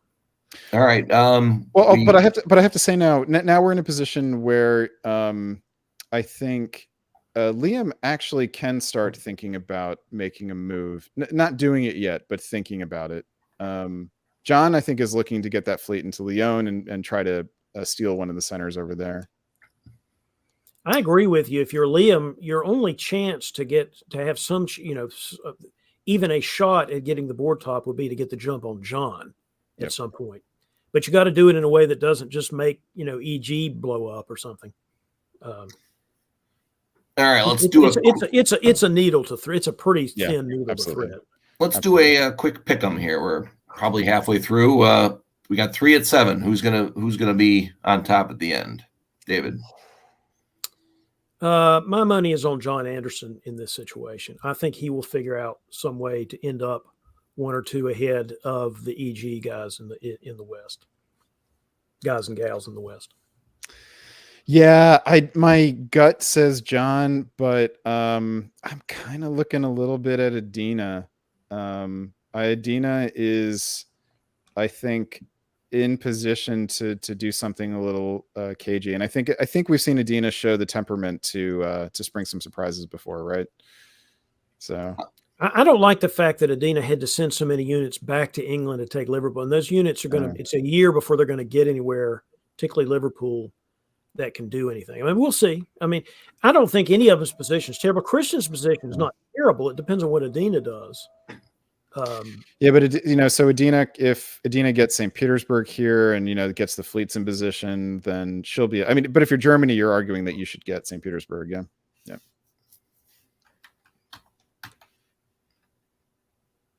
Well, or trading Sweden for St. Petersburg, Sweden, which is another way to do it. That's certainly better for the EG as a unit. Yeah, and Christian gets Adina to send those fleets west rather than to North Sea. So that's a big win. So good diplomacy here on Christian's part, and good alliance play on Adina's part. In the east, we've got just good old AIR going all the way here. Looks like Russia's going to help take out the last of Turkey so that they don't have to do any the AI don't have to do any convoy shenanigans. And Liam gets his units to the line here. So, and Christian, interestingly, is pulling back in order to presumably set up a defense. But Christian needs some more armies in order to actually set up that defense. So, I'll be able to build one for Sweden, but I agree. The pulling back, I'm not sure I think that's the best way to do that. The thing is, you don't need to do it, right? Like you can let Silesia get pushed back rather than withdraw it. Yeah. Should Galicia be in Silesia here, or at least try to have tapped it? That does seem a little passive to me, but he was worried that the Germans were going to go after Warsaw, which I wouldn't have been too worried about if he'd done that. Then it's very likely that Munich would have been available in the fall. Yep. All right, now we're getting some nice alliance play from EG here. So Adina, that army should go to Ruhr, and so that plus the army built in Berlin plus the fleet in Baltic will be enough to set up a stalemate line. It's just a little unfortunate that we're talking about setting up stalemate lines in 1906 with 3 at 777. So, well, sometimes you got to show you can do it so that other things can happen. So perhaps that's what's going on. I don't think John Anderson's thinking about setting up a stalemate line. We wouldn't think so, but that's the effect of what's happening here. Turkey stays alive for a year here, sort of unnecessarily, actually. Yeah. Maybe the idea was to get rid of that Russian fleet. I don't know. fleet. But you could have blown it up next year, you know.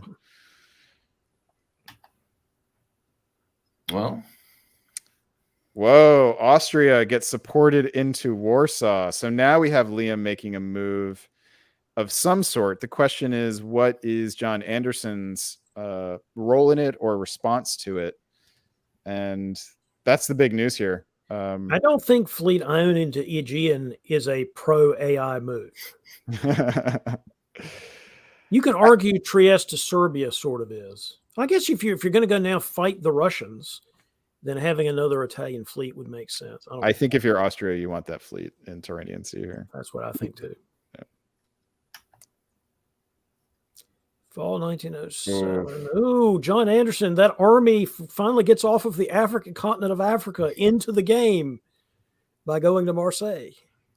What did this is EG? We're not on the same page here. So if the idea was, well, of course they weren't. Adina attacked Germany. Oh, Holland. Yes, thank you. Didn't see that. So, but Mid-Atlantic to Spain is peculiar. Yeah, I'm not sure what's going on there, but yeah, I maybe it's an. I assume it's an attack. It's not the best attack. You'd think Norway would go to Sweden if that were the case. True. Irish should be going to the English Channel. You need to set up for like what comes next if you're going to make this stab. All right, but well done, John. And it must have been expected, because what's Kiel and Ruhr about? If you're Christian, maybe talks. Yeah, maybe talks broke down between them or something. Yeah, I mean, Denmark to Sweden by itself was sort of a. But this is all advantage John Anderson. Yep, he's picked up 2 here. He's in great position to at least hold on to those gains, if not expand on them, especially if Russia wants revenge. I wonder if he had any role in fomenting the EG conflict. He had a nickname, something Whisperer, if I remember correctly, from 2020. So actually, in the episode of Deadline last month, we have crowned John. It's John the Jackal. Is his current nickname. Because we had Tommy with his nickname, and then we had John the Jackal. So. Well, you know what? The zoo has been unlocked because John the Jackal is out of his cage, and this is all. John Anderson is headed for a big score here. I think so. And I don't know that you could blame Liam. Liam hasn't had very many choices to make here in this game. Much. You could argue, as Brandon did earlier, that you've let John get too much of an advantage. I was arguing that he needed the position. Either way, he didn't have a great way to really fight John, and now he has no way to fight John. Yep. And isn't trying to, right? It's a little unclear. I'm not sure that it was very clear until right now that John was attacking him. So we'll see. We'll see what happens in the fall turn. Yeah, Liam's gone after Warsaw. And yeah, I mean, like, yeah, this is just perfect for John. He's fighting. He's gobbling up dots from someone who's fighting someone else, and that's just great. So John has picked up 3 more off of Austria and 1 off of Spain. He's going to go to 13 here. Unfortunately, only has 3 home centers to build in. Poor John. And poor Craig. Craig had held out forever. Yeah. Nadina gets 2 over here. Craig Mayer, the Doctor of Death, is now facing death himself. Adina lost Belgium, so only ends up +1. It's also a good diplomacy on John Anderson's part. Recognizes that keeping EG fighting is good for him. And I think you said in the beginning of the show, Brandon, that John was sort of a big name in the 2020 season, kind of not much in the 2021 season. John Anderson, ladies and gentlemen, is back. He's making his claim. There's time for 17 here. Is there 17 on the board? Vienna, Romania, Ankara, Sevastopol +1, 18. I guess is what you want, not 17. Yes, Brandon, 18 Munich. for a solo. Yeah. I don't know. John? We'll see about that. A lot Three- of that depends on whether he can convince Adina that that's not what he's doing. Yeah. Ah. Or you can just Oh call it. no. No. Now, listen, why argue with a 13 center top here? Why argue with it? Because it can be 16 centers guaranteed easily. Yeah. I mean, Ankara and Vienna for sure, right? I mean, Yep. you're giving up 20 points right here. And Romania would fall quickly after that. Yep. It's at 20 or 30. 130 points is not a slouchy number. That is not the 10 centers top you were talking about. 13 is significantly different. 13 is a good score. 16 is a very good score. Yes, but there may be some, and I know we're playing point counterpoint here like we usually do, but I think it's entirely possible that John was trying to throw some olive branches out here. All right, fine, I'll take this. I won't do any more. This is good enough. Yeah. Let's work next time. I get it. I get the impulse for it. It's a human thing to do, but it's a strategic mistake. I'll just say this one last thing. There are many times in diplomacy where it is better to ask for forgiveness than permission, and I think this is one of them. It is easy to justify why you want the extra points here, and why you think you might need them at the end, and it doesn't actually not hurt the other players as much as it helps you. Two games in. What do we think so far? Living up to expectations? I just thought there was some really good play in that last game. The first game, there was also good play from Wes. Yeah. And some missed opportunities from others. I thought in that game, Adina was doing, had some pretty good ideas on what to do there. In addition, and Christian was playing well there for a while. I think there was some good play in the last game, but John Anderson obviously just sort of dominated at the end, as he has done before. I think what you saw was, two good alliances that were working in tandem, the EEG and the AI. Each one was functioning well internally, but one of them had a player who was manipulating things so that he had the advantage, and that did not happen in the EG. And so when they did come to blows, neither one of them really had a strong way to do it and they didn't follow up with it either. John Anderson did, and that was new players who are coming new to VDL. Look at that game and watch what John Anderson did, because that was highly skilled, and that is how the top players they did not get into the fray quickly enough when she was attacking Germany. Yep. Awesome. All right, well, gents, go grab a green beer or a 6, and we'll see you back in a little bit. See you, Kevin.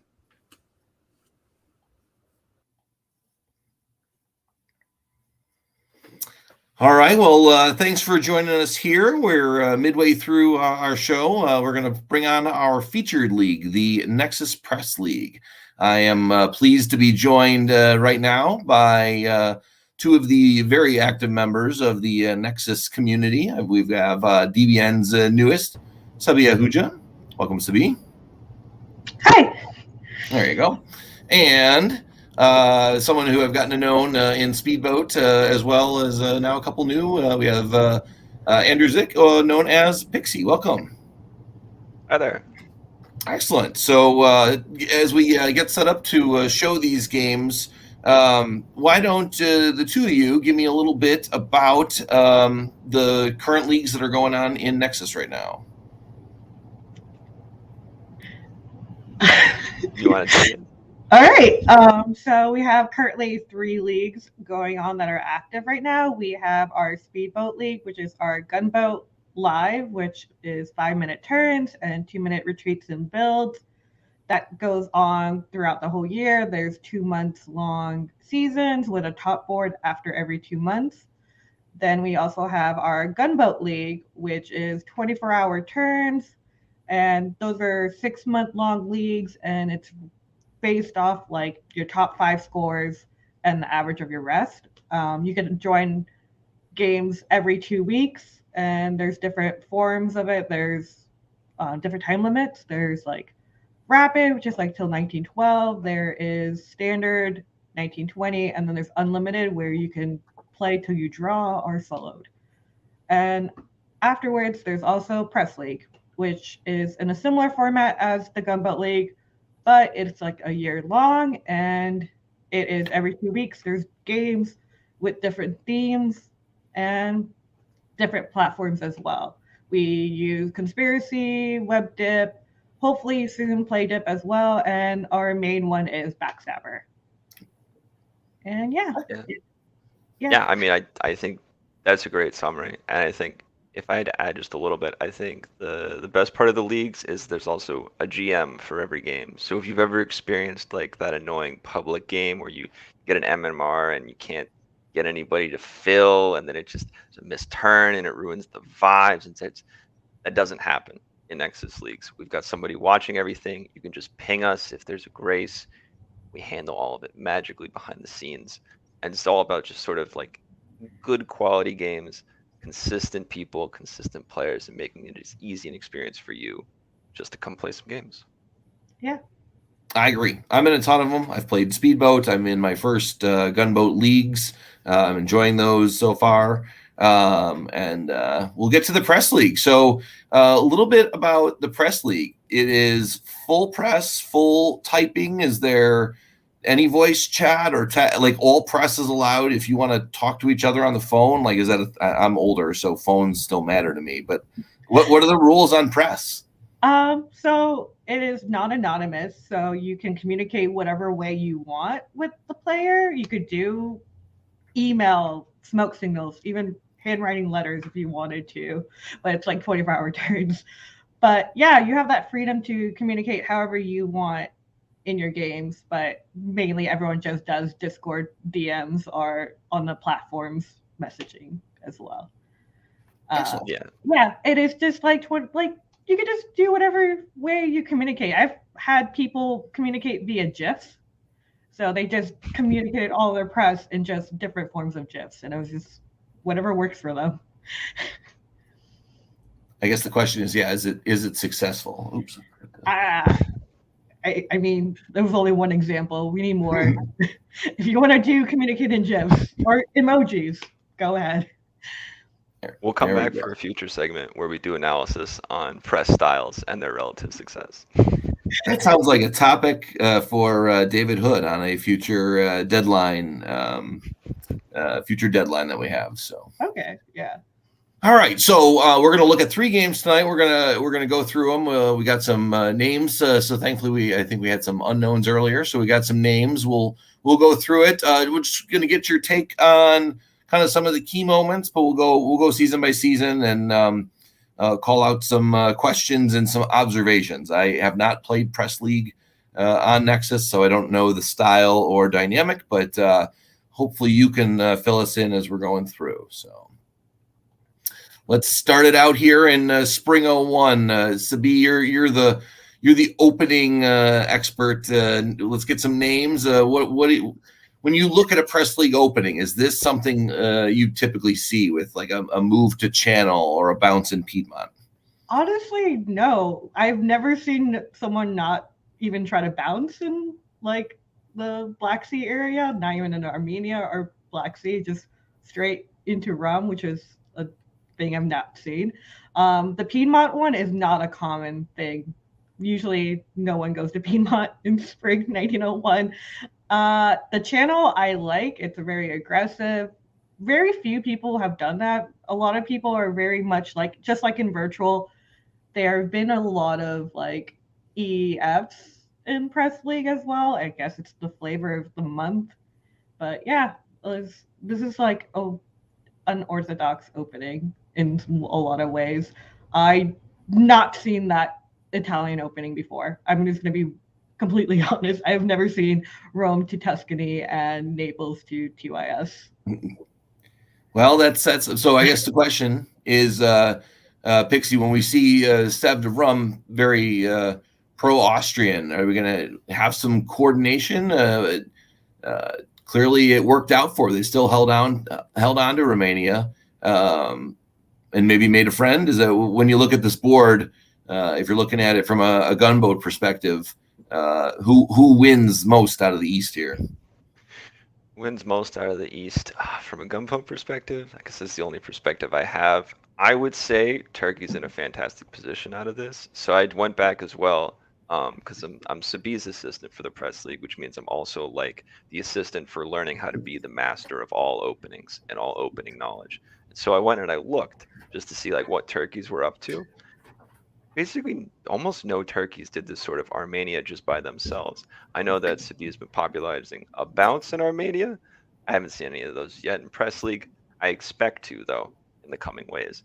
But here, the rum move didn't feel like it was necessarily sort of an AR situation. It felt like more of just they wanted to try something out. I think they're having a little bit of buyer's remorse. We'll see where that leads. I like the difference here. So Venice goes into Trieste and then also gets the convoy to Tunis. So similar result to some that we've seen. It was still with the fleet in Tyrrhenian. And then let's assume a build in Naples will come in. And then, no, you get fleet Venice. Standard Press League, Sabi? No. But I have a little insider info. France and England had told me they had watched Nicholas League's what's it called? Pixie, help me with this. Masterclass? Not the masterclass.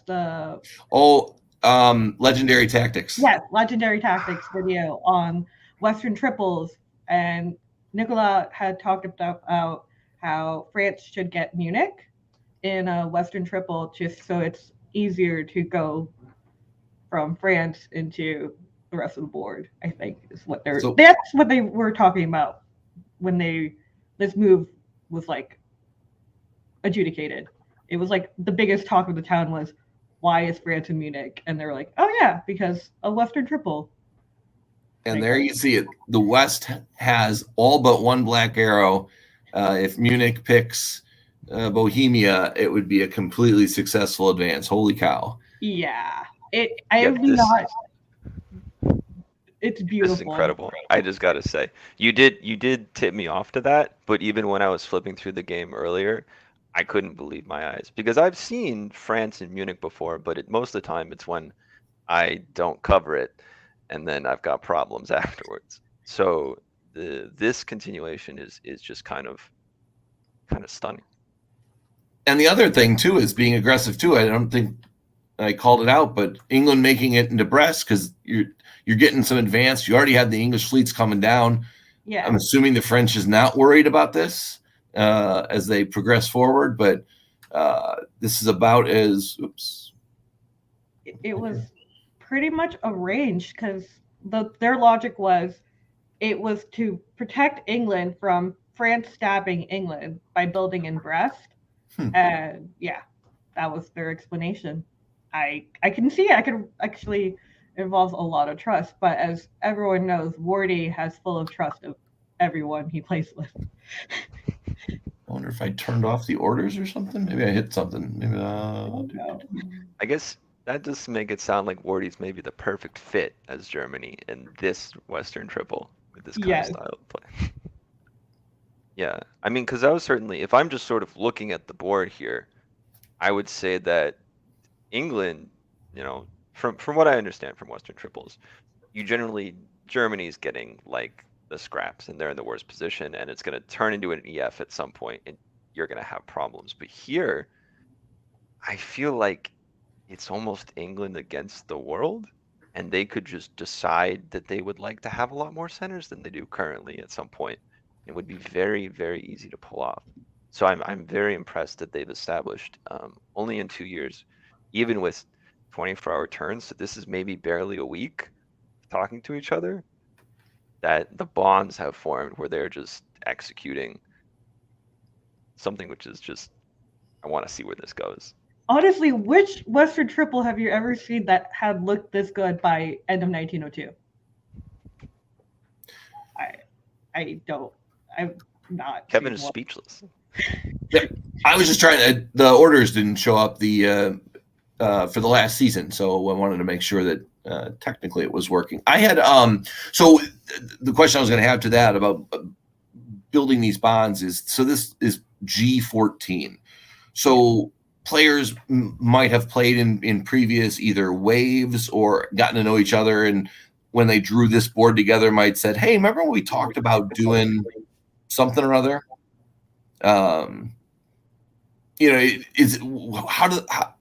When you're playing in multiple waves like this, do you see players allying with each other more often, less often? They try new things. What's typical for something like a game like this?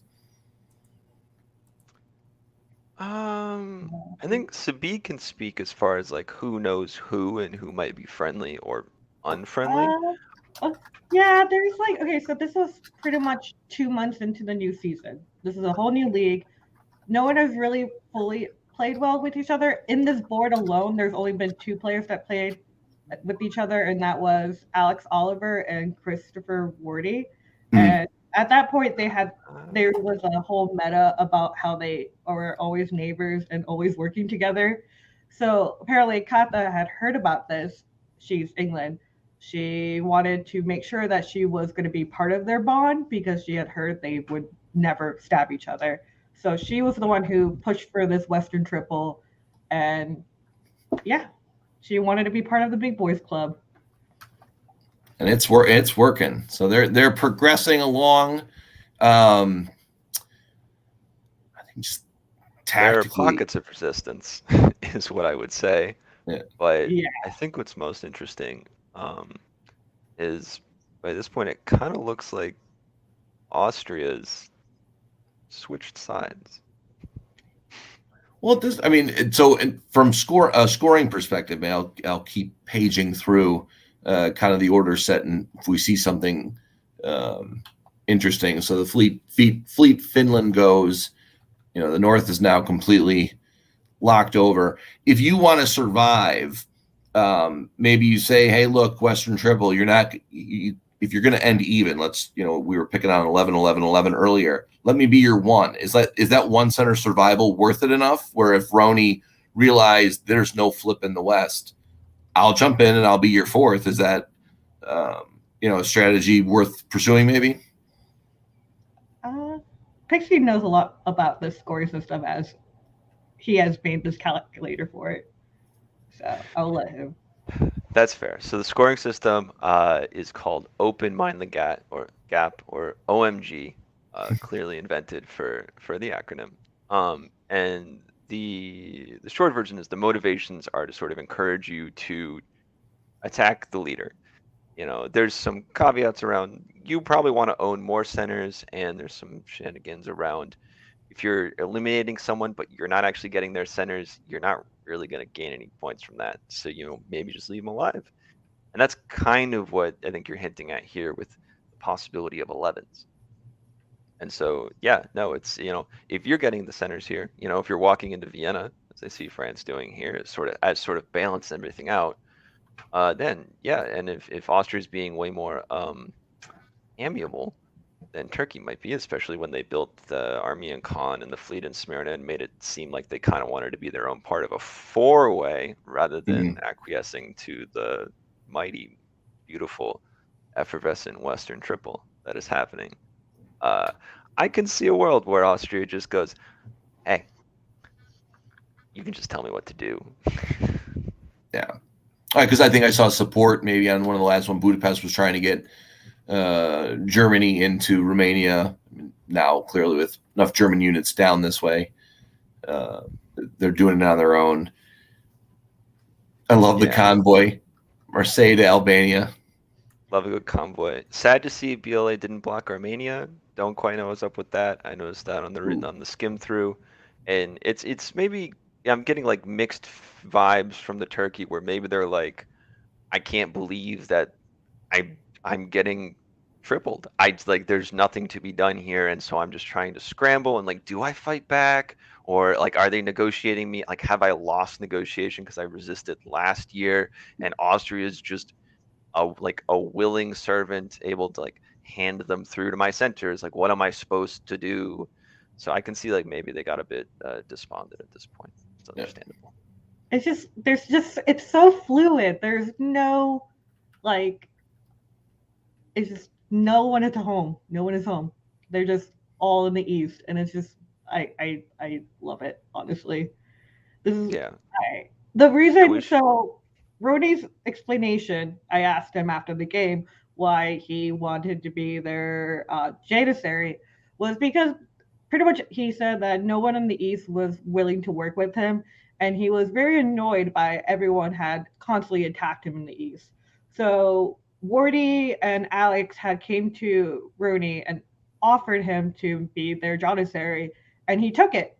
And they were like, "We will give you 4 centers or 3 centers," and he was like, "Might as well. It's better than being eliminated by Turkey and Italy." Yeah. Yeah. You just Well see said. Yeah. And then this, I have to say, I think that there's some other people that I know who are very fond of clever illegal orders. I believe the flying boat, Karthik, comes to mind. Loves signaling you to do something.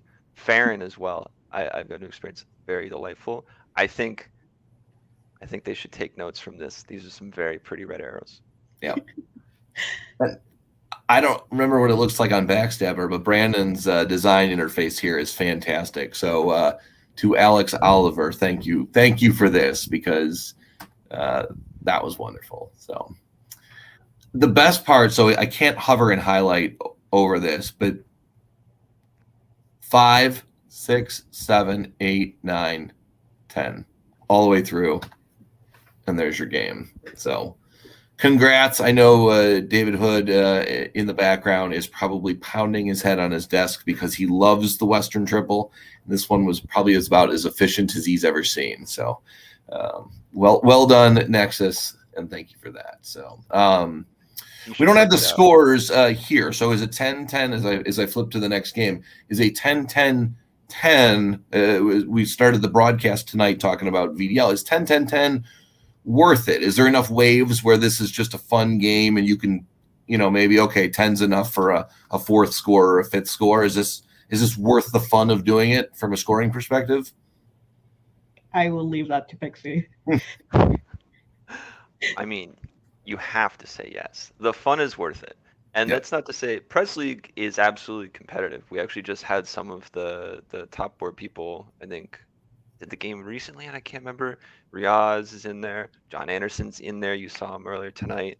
Like there's some heavy hitters in this league.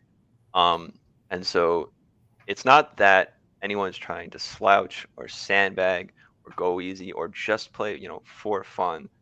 I think a 10-10-10 can do you just fine. In fact, I need to just pull it up and I can stick it in the calculator real quick, and then I can tell you the real answer. Yeah, it's just okay. If you had to offer we could just do 11-11-11-1 versus a fun and unique 10-10-10-4, I would rather do the fun and exciting 10-10-4 than anything else. Yeah. And then to consider also with the Press League, Sibi, remind me how long that is. So the Press League is a calendar year long, but this season that the game happened was our first season, which started in August. So it was around 3 months old at that point. And a lot of people at that point didn't want to establish a reputation of not being Care Bear-ish, but also not being known as a stabber either. So a lot of it was just a lot of fun, high draws that could have been played more. That makes sense. Yeah. And as well, I think you said it's the top 5 games, right? And you're playing over the course of a year. Like, I think you can afford. I looked this up. This is 27. I think like a high 2-center top where you're like 2 centers above the next closest can run anywhere from like 35 to 40. There's a lot of hand waving with the numbers here. But I think the point being is you can absolutely take a 10-10-10 to the bank and cash that in.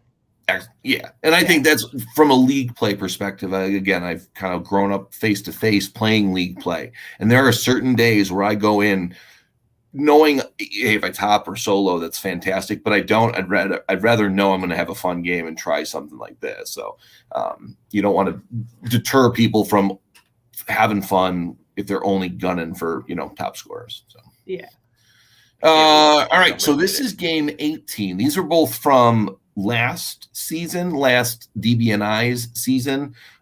We say that because Evan Swihart, who was ranked number 4 overall in the DBNI last year, earned a significant points from winning this league. So it is where you see a lot of them. We know a lot of the players just because we've gotten to know them too. But for those wanting to make the DBNI, if you don't care for the face-to-face or virtual face-to-face as much, there's other ways to make your way in. So come and join along. Game 18 here. And we saw Squashy in the last game and Polka in the last game. I think they were both eliminated. They were both Italy and Turkey. There you go. So in the same sphere of the board, but not in the same. Both in the center, but not next to each other again. So maybe this game will turn their fortunes around. So let's. All right, first thing, another opening to Tuscany. So that's 2 we've seen there. It's a move. I have to say, it's a choice. Press League special.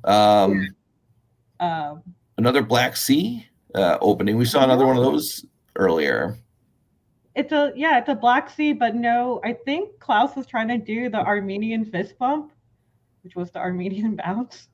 And I think Jackson was not for it and wanted to go in the Black Sea instead. I do like the fact that Gal is untouched. It's just they didn't make a move. It was just very straightforward. I think, yeah. And everything else. Yeah, everything else is pretty pulled to the book openings. Well, besides French and the channel, but yeah, and then It's a standard sea lion. That's not out of the ordinary, so that's good. I think the most painful part here is the move to Liverpool, because now you can't build there, and it's just going to be a lot harder to defend yourself, I think. I don't get the point for it, unfortunately. Yeah.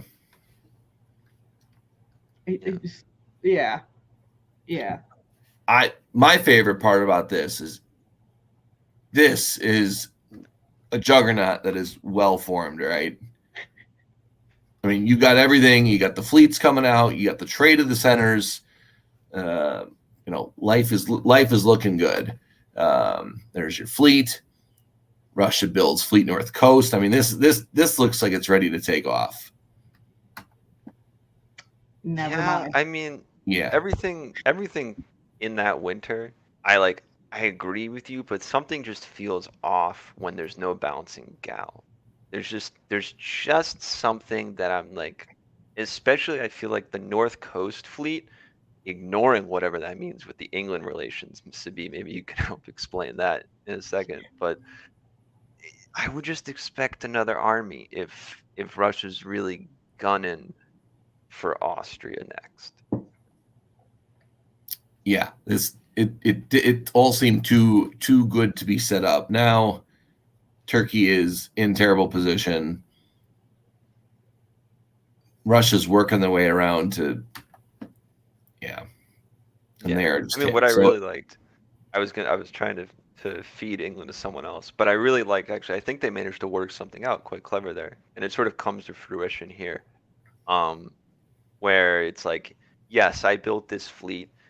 Russia might even be selling and being like, hey, I've got a friend down south, whichever one it is, Austria, Turkey, right? Doesn't need to be defined. They don't want me building another army. Maybe the Sev army handles, right? They don't want Moscow. I had to do this, and then this very clever tactical play sort of for the year. I have so many questions about what Turkey's doing. Keep going. Say them. I felt bad. They did the whole Sev and Con switcheroo, which is a lot of beginner press players' dreams to do, is a Sev Con switch. And this is the poster of don't do a SevCon switch if you're Turkey. Don't. No matter how much Russia sweet talks you, just say no. Say no. This is what happens. Let's see. The con move failed. Why did the con move fail? It wasn't moved. It's tapping smear, and then it just pleasantly retreats, which is also somewhat questionable from Italy. Yep. The reason I say that is because you just watched Russia help put Austria into Bulgaria. You were looking at picking up, with your moves, you were actually not planning on picking up any centers this year. I would rather keep Ionian in place, bring the army back home from its island vacation, and then go from there. I think the spring shows why. Yeah. Yeah. And have you noticed that Gal is still untouched? Ooh. Has not been touched once so far. That's easier to see on WebDib. Okay. Sorry. Oh yeah, because the provinces. Yeah. That's maybe the only thing better about it. I do love the Belgium convoy to Liverpool. I don't know what England was doing. I don't know why England held. I think they seem mad. And I think that's somewhat reasonable. I wonder if maybe Russia said they were going to walk out of Sweden or something, or not Sweden, sorry, Norway. Right. What maybe there was some kind of like they weren't supposed to get no builds up north with the whole coordinating and cracking open Germany for the AR. I think we can call this an AR now, by the way. And I think maybe they're just like, well, France wronged me least recently, so they get the rewards. And I mean, maybe that's the gunboat of me talking. Yeah. So all right. So Munich does not stay. It was unbelievable. Spring 03, and you already had Austrian Munich and Russian Berlin. That move to, why would Munich move? You were just being held perfectly. That hurts. Like, you had a support in there. And then Italy's trying super hard to help Turkey come back, and Turkey decides just to hold Russia in con. I have so many questions for this. What are you doing, Klaus? Why are you helping the person who hurt you? Well, if Italy, retreated into the center, could have done something else, maybe. Again, Pixie just said, "You've hurt me." The most recent. So. Yeah, I feel like sometimes as Turkey, you get on that 2 centers or the 1 centers, and you already had a long day at work, and maybe you burned your omelet in the morning or something. It's like a series of unfortunate events, and you'd rather it all be over. Yeah, Germany's feeling the pain. Turkey's feeling the pain already. Italy's feeling the pain already. Yeah, the question is France, right? France is trying so hard to contain this RA. But why are they going back home? Why are they going back to Marseille? I mean, if you're France, what are you trying to accomplish here? Are you trying to peel apart the AR, or? If I was France in the situation, I would try to hold a line, try to contain the AR so that the only way they have any avenue of movement is to eat each other. I would not be retreating back like this, at least in Piedmont. Going back to Marseille just seems like a mistake. Mm-hmm. You have Italy that needs help, and you're just walking back home. And then the move to Ra is also really questionable, I think. Yeah. What would you do, Pixie? That's fair. I mean, I think everything that you said made sense. I'm just staring at this and going, where's the line? Where's the line? I think we already lost it when the Italian got stuck with the fleet in Naples. I think maybe winter 03, you have to say something like, You need to move to Tice, and you will live in Tunis on one center, and there is no future besides that. Like, you got to just do that and be done with it. Because the problem is, I just don't know how you force one of AR to go to the other, because the North, you don't have, if you're going to stop the South, you don't have the fleets in the North to stop the North, which means you can't stop the South, which means you're just, it's just gonna be too little too late. Yeah, with Russia's fleets out, the line is going to be destroyed. Yeah, this will just keep going until someone decides whatever number is enough. Do want to point out this one thing. So we were talking about Turkey. Why were they helping? Either a great bit of diplomacy by Russia or a smart long-term play by Turkey. Like, I'm going to die, but maybe in exchange for, a good working relationship in the next game, Jackson asked Klaus, hey, look, we're going to kill you, but would you put me out? The fleet there is already out. Russia can't get a fleet out quick enough. Support me. Force me into Ionian. I'm assuming that's going to go to Ionian. Maybe we'll keep you around, or maybe, you promise, oh, yeah, we'll keep you alive. But a good bit of working the situation. Now you've got 4 fleets, Trieste now coming out. They're pushing Turkey forward. So, all right. So you go be the pirate. Yeah. But a good bit of, you're not out of this game until you have 0 centers. So definitely a great job by Klaus staying in the game and having fun. Yeah, he's just, I love a 3 fleet Austria. I don't really see that as often. A 3 fleet Austria. Oh, 3 fleet Austria with a 5 fleet Russia, technically. Yeah. This is a thing. Is England also being in the role of Turkey in the situation where they're trying to be the force to attack France for Russia's doing? It looks like it, but I could be reading the situation wrong. It seems maybe in the middle. There's definitely some, I guess trolling isn't the right word, but holding in Mao is a certain choice, right? I mean, there's going to Portugal is just going to get you popped for sure, right? That's the whole point, right? So, ideally, you're doing the Spain bounce, right? You're guessing that you're going to bounce Spain, and then you can walk into port, et cetera, et cetera. But but then Eddie Holmes? But I guess, Norway doesn't need support. It's less clear than Klaus, who's clearly along for the ride. Yeah. And goodbye, Germany. Yeah. Rest well. Yeah, that was never going to go out. Oh, Turkey gets Tunis. Turkey gets a build. That's awesome. That is a I don't know. Khan should have swiped Smyrna there. Oof. Will this, and then Naples is gone. And Klaus is coming back for the win. Come on, Klaus. Oh, and he built an army. Not a fleet. Ooh. An army. Uh-oh. I don't know. I don't know if that was clear. Oh, no. Oh, no. But yeah, I'm trying to figure out.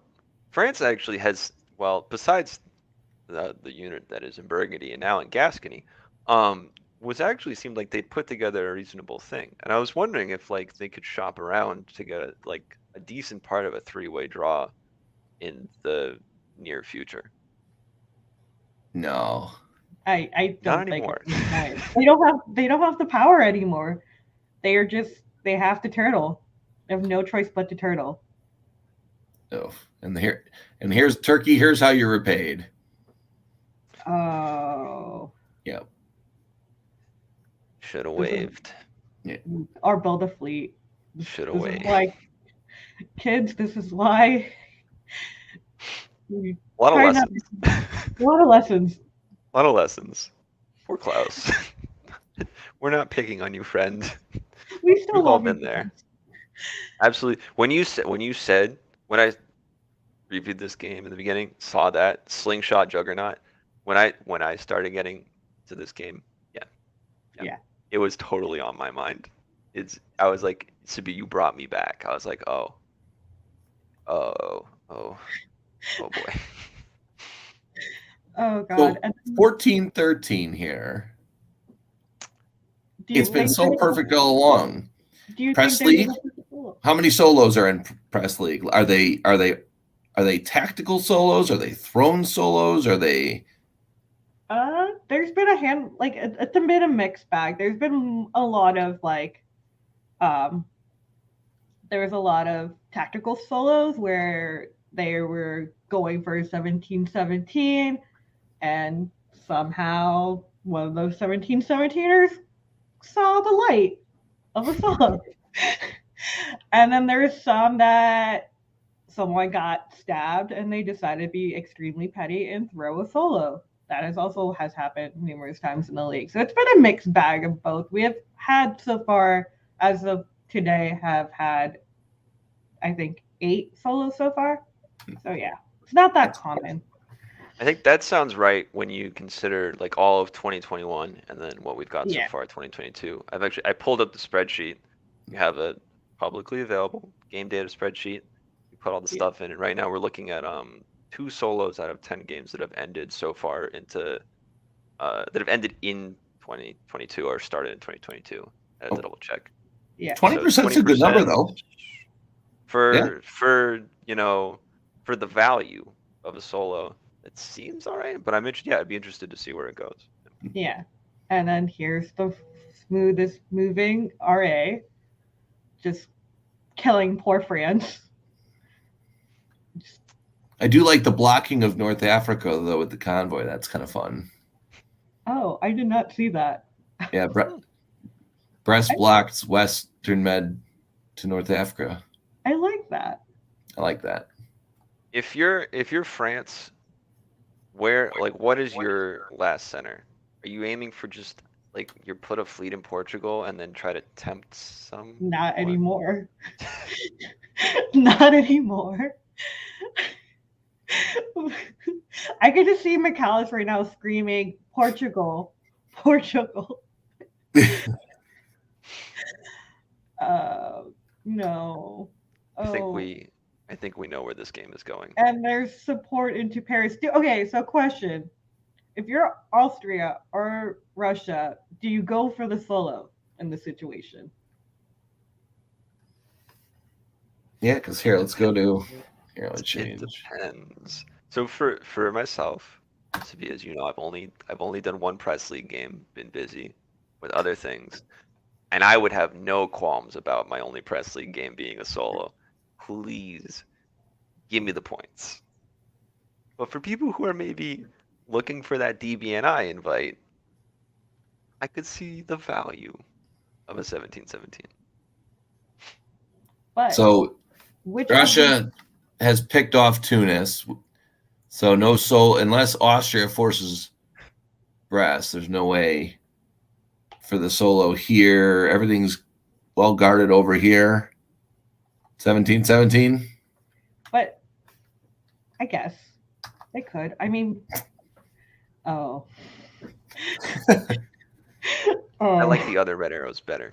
This is good. This is hard to read though, but yeah. Rest in peace, Brest and France. You tried. And Gal is still empty. Not once that Gal was full. Galicia, not even once. Was it true? If we go back and we review the whole thing? Yes. No. That was the one thing that I noticed when I was reviewing the game, is Gal was completely untouched. That's how you do efficient RA. Just never go in there. Yeah. Well, this gets you half the points, I assume. 17-17, is that right? It gets you like around 44 points, I think, on top of my head. I could be wrong. Pixie is my calculator. I'm on it.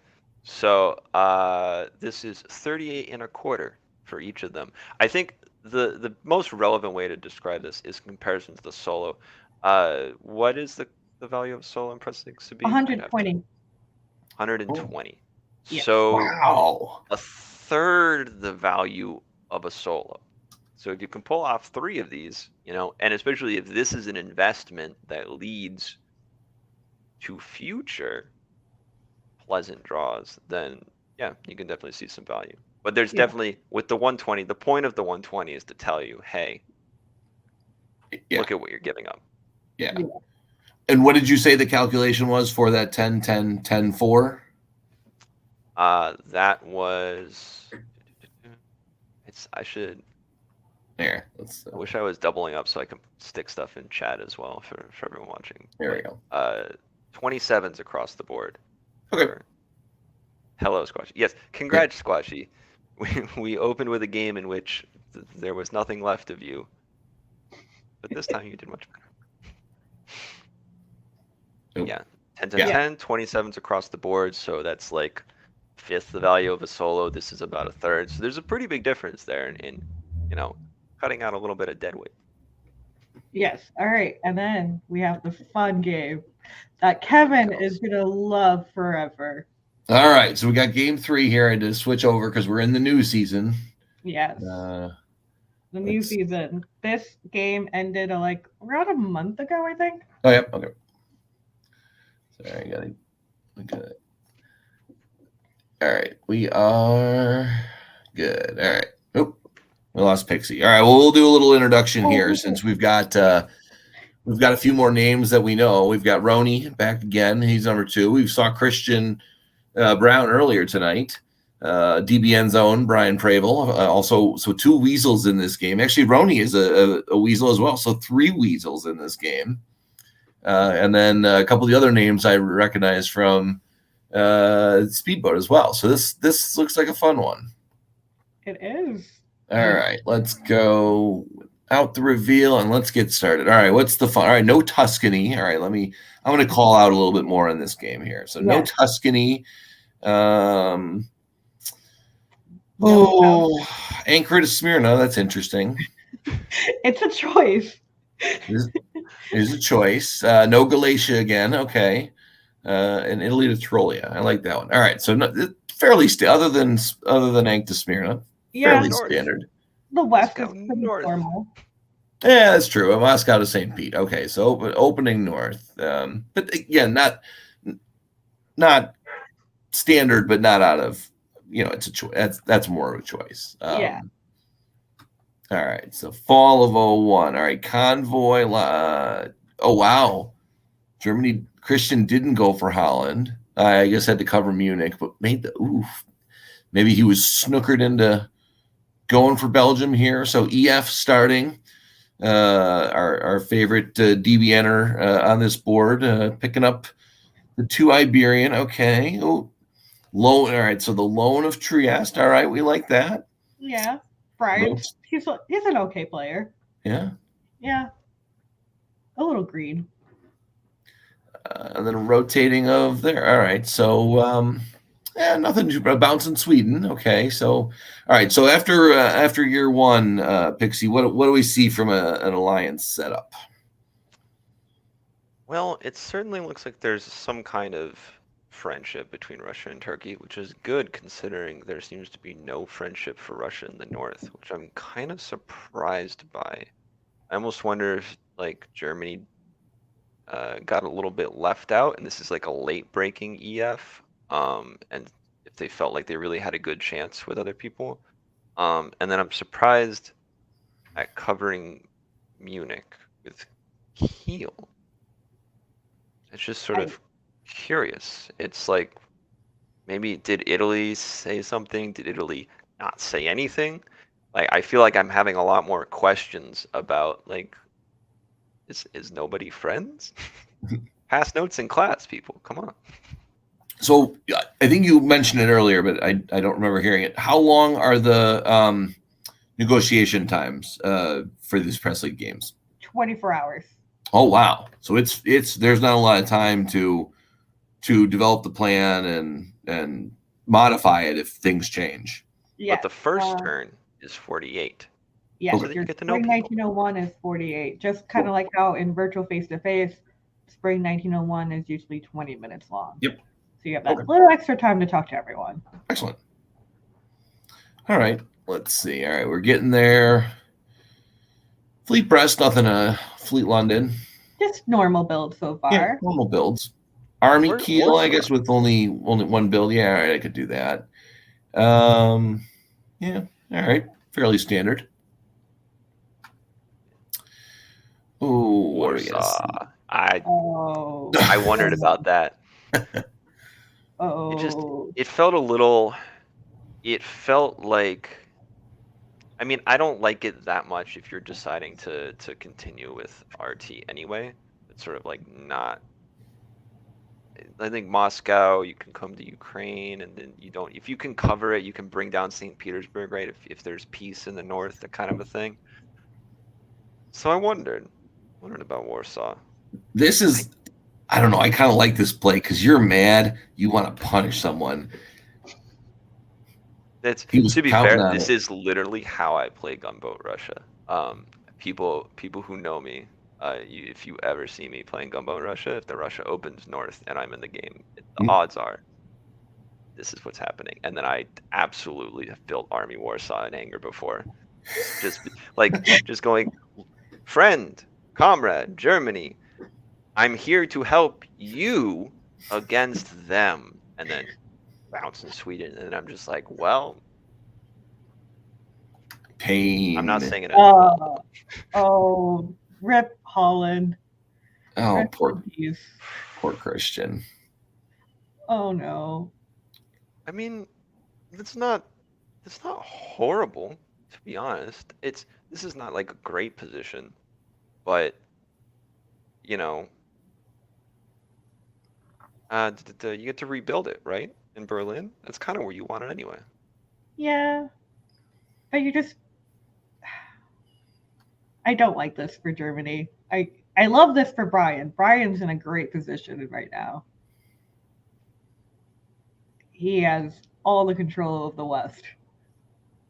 Yeah, EF rolling pretty good. Although Italy's in a good spot, so I'd be curious to see if he goes south or if he turns those fleets north after this. Well, Army Brest, Army London. All right, that's safe. Yeah, I'm I didn't curious even as see well. about Con. We totally skipped the southeast, so definitely no RT anymore. Oh. Yeah, it turned into an air. Yeah. So like the VFTF, just like eyes glazed over. I'm like, yep, it's another air. Yep. Oh. Yeah. Oof. Another fleet north coast is a choice.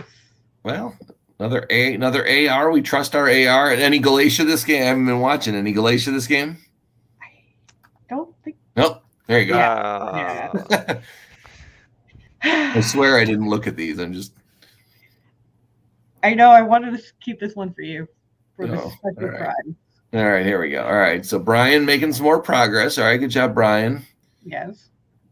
Brian's Mhm. working hard. He got Holland.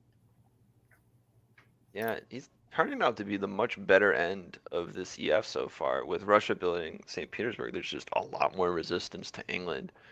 And so I'm wondering, what are they talking? What are they saying to Italy right now? Yeah. What notes are they passing? Hmm. Are they saying, friends? Check, yes. Check, no. Check, maybe. Non-aggression pact? Right? Like, this seems like an outstanding place, besides sort of the Budapest to Trieste thing, where you could maybe try to go to Italy and just be like, we've secretly got the best positions on these boards. What if we do France, Russia, Italy endgame? That seems so weird, though. Like, why Budapest to Trieste? Like, everything else seems. Dude, are they making a deal? Oh, Greece. Well, all right. Oh, Greece was not arranged. I totally misread that support signal. Oh. No, Aegean was convoy or was supporting the convoy all the way to Smyrna. Yeah. Oh, Rooney. Oh. Well, but that was a beautiful stab. It worked. Yeah. Yeah, I don't know. But Austria brought it on themselves, though, because, like, I don't know. I mean, Why? I don't know if that's like entirely true. I think they thought they had a good ally, and I mean, I would be really curious to see what Italy was thinking at like in the winter before all this, because it looks like you could legitimately just run a very pleasant AIR. You're gonna like Germany's putting up enough resistance. Russia's got a solid like hook into the north, and you could like get across the stalemate line this year. And I think instead they just got fed some lies. Yeah. So the north or the west is kind of interesting. So Helgoland taps Holland or attacks Holland. Like, I always felt weird on this one. Like, was Brian expecting England here to use Helgoland to support to Kiel? Not that it would have worked, but this, I don't know. But then the rest of England is now still continuing to fight Russia while Brian just, lovely position behind. Yeah, the West is just all Brian at this point. Yeah. Well, I mean, it's what, a two-player, well, three. I mean, I guess Russia too, but Yeah, Russia seems to have more, and Italy's got no opponents. How quickly can Brian's armies push through in the middle? And will England become true resistance? Well, Army Naples, that is curious here. And I think that does indicate more like things were sorted out ahead of time with France. yeah. That doesn't seem like it. I don't necessarily know if you do want that other fleet. I think it depends, right? If you're shuffling Khan into black and then Smyrna maybe holds, so you can try to outguess where Ankara is going, and then you shuffle Ionian over, right? And like that all makes sense, especially when Greece had a real risk of getting popped this turn. I'm like super surprised that didn't happen. I can kind of see like, well, maybe the tactics. Maybe I'm just wrong about the tactics, but yeah, that seems like something where it's arranged with France. So then you just start to question, hey, France, are you going to win that race against Italy? I'm not so sure. Is this a budding winter green though? I'd say it was a winter green the whole time. I think there was a couple supports. Maybe Michaelis can drop it in the chat, whatever we missed. I'm pretty sure Michaelis will correct us, but I do like this winter green. Yeah, here I'll Yeah, picking up two. Russia's picking up two. It's a quick, easy death of Austria. Yeah, wow. Just 5-0, right? Yeah. Oof. Yeah, that was a very quick death. Well, and Italy got two out of it, and oh, we missed Brian getting two off of England. Yeah, well, he had everything. I mean, that was where Eddie is surprising. Yeah, Eddie's surprising, but yeah. I mean, he traded Eddie for Holland, basically. Oh yeah. Oh, he did. Okay. Yeah. And England picks up Denmark on that too. So what else? Oh, Sweden too. Yeah, England's just in tough spot, but yeah, the race. So Brian picks up two, Roni picks up two, Russia picks up three. So I mean, 10-10-9. All right, we're through 04. Every game tonight has been shorter. Maybe this one will go a little bit longer. But what? All right, have you both seen this game? I don't even want to ask then if you've seen it then. I won't say anything. All right, you've both seen it. All right, then I'm going to make my prediction here. All right, now with England out of the picture, I'm looking at the map. I'll root for Brian. Come on, Brian. Don't let me down. That's a choice. Okay. It is a choice, and I'm sticking with it. Loyal to my DBN people here. Well, all right. He's making progress. Italy's go. Oh man, It's yeah. Yeah. I mean, this is what we were worried about, right? Yeah. Can you All win those the race? Oh wow, and Bohemia supported Tyrolia too. Oh wow, oh wow. Yeah, that was just straight up murder. I mean, Kevin, we'll ask you now. How you feeling about France getting the sport top? Well, no one's across the line. Give me a couple seasons. Okay. Rome held, all right. like, not now, but it did Yeah. in the spring, right? Yeah. There's definitely some kind of there was an understanding, and now I think there's a different understanding where they both Oh, yeah. understand. A solo might be in the cards. Yeah. Oh, wow. Yeah. Still, I don't know. It depends on. All right. So Bohemia, I guess I want to know what's Christian doing here. Is he so mad at? But he's not mad at Brian, and I mean the way he's ordering, unless he's trying to help Italy solo. Maybe that's that. This reads as Russia, you sunk my game. You helped England against me, and then you helped kill England, and the whole time France is killing me. Yeah. And like, screw you, this probably won't matter, but I'm cutting Galicia. Yeah. All right. Well, so 13. All right. Let's say it's Italy versus the board. I mean, have Russia and France fought? I mean, Italy can't get 18 on its own without passing Brian. Sibi, I mean, how does that Eastern stalemate line look to you? Does that look like Russia's kind of got everything locked down? No, but all right. What do they No. get? They get Ankara, Warsaw, 7, Moscow, right? Right? Kind of not. It's not that solid. Yeah, but if Russia and France are working together, why would they? Well, all right. So there's the question: why would they fight? Well, come on, Brian. There you go. I'm just gonna Once keep a it. weasel, always a weasel. I don't even want to watch anymore. Just keep watching. Just keep watching. Okay, hold on. Sorry, all right, go back. No, the winter was fine. The winter was fine because everyone is correct here. There is a guaranteed 17. Mhm. The question is merely, Who does gets the it? 18th get handed over? Yeah, that was the thing, is if they weren't fighting, but they're fighting now. I guess the question is like, well, I mean, so we all just said the question. Sorry, the question is why. But if I had to think about why, that I feel like I wish we had some delightful DBN post game interviews for this, because I think there's like, if I'm just looking like at the Russian play, I would want to be like, hey, can we draw? Hey, can we draw? Hey, can we draw every single season? But I don't necessarily know if I want to threaten to throw, because I don't think that I would honestly get 17-17. Like there's too much actual fighting between France and Italy for me to believe that like one of them is going to trust the other not to nab a solo. So I think I would feel like relatively okay.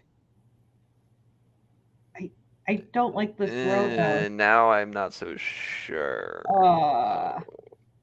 And there is Brian getting soloed on in the first solo of the Can we new back season. up?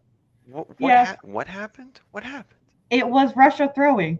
Russia tapped Berlin Russia tapped and Berlin. Kiel. Yep.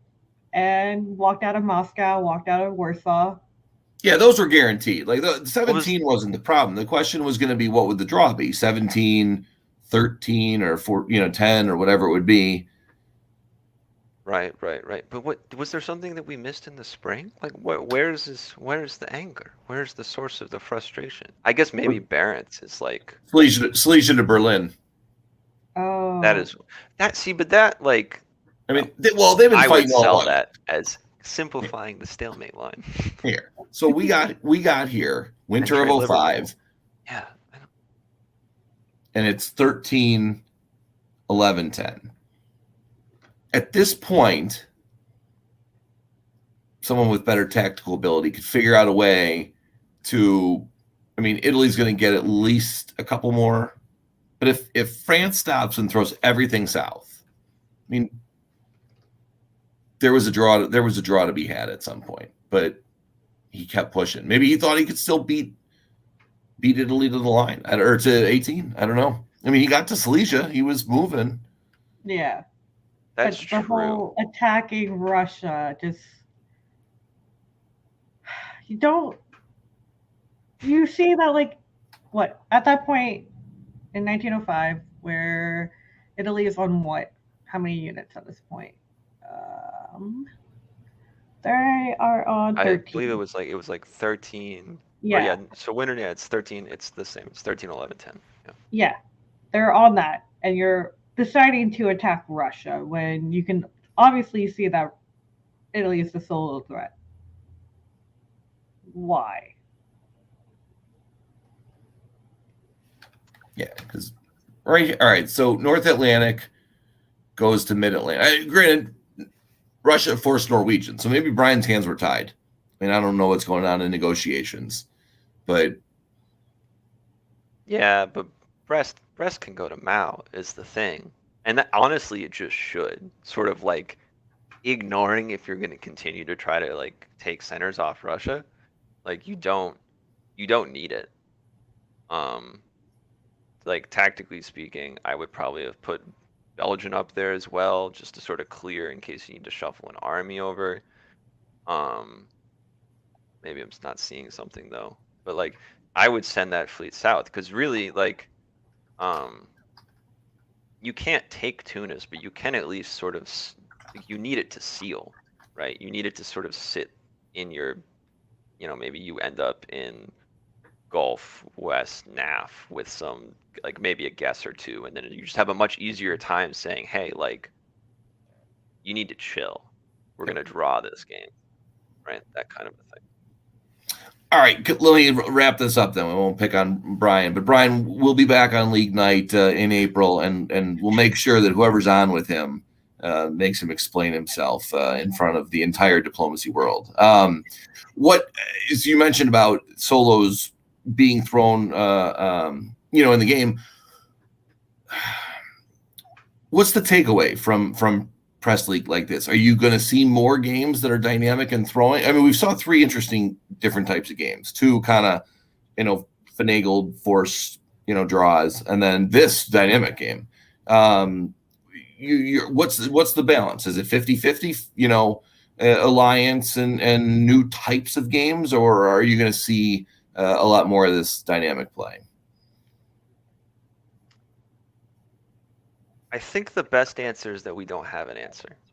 And Yeah. what I mean by that is there's not actually one type of game that happens in Press League. I think the best example is, like I said, I'm not super on top of watching every game. Sabi's really good about this, and like that's why they found like these excellent like entertainment. Like these are interesting. They're just interesting to look at. It's interesting to have Backstabber load the last year, and you go, how did that happen? What's going on here? Yeah. Right? It draws you in right away. But then the web did Press League game that I played, the only game that I played, I ended up working as England with like each of my neighbors at some point. There was a point where I was allied with Russia, and then I was kind of allied with Germany, and I was not kind to France for many, many years, and yet they took me in near the end and helped me help them along the way. And it was actually like a very dynamic press game in a way that I don't think I've actually like I haven't played that much extended deadline, and this is probably why, but I just hadn't had something like that before. And so I was like, oh, this Press League thing, this might work out. This might actually Yeah. be kind of fun. So Yeah. like it's really new. We're just this is our 5th month into the new 5th month in general of existing, and we're only have like probably 35 completed games in total so far in both seasons.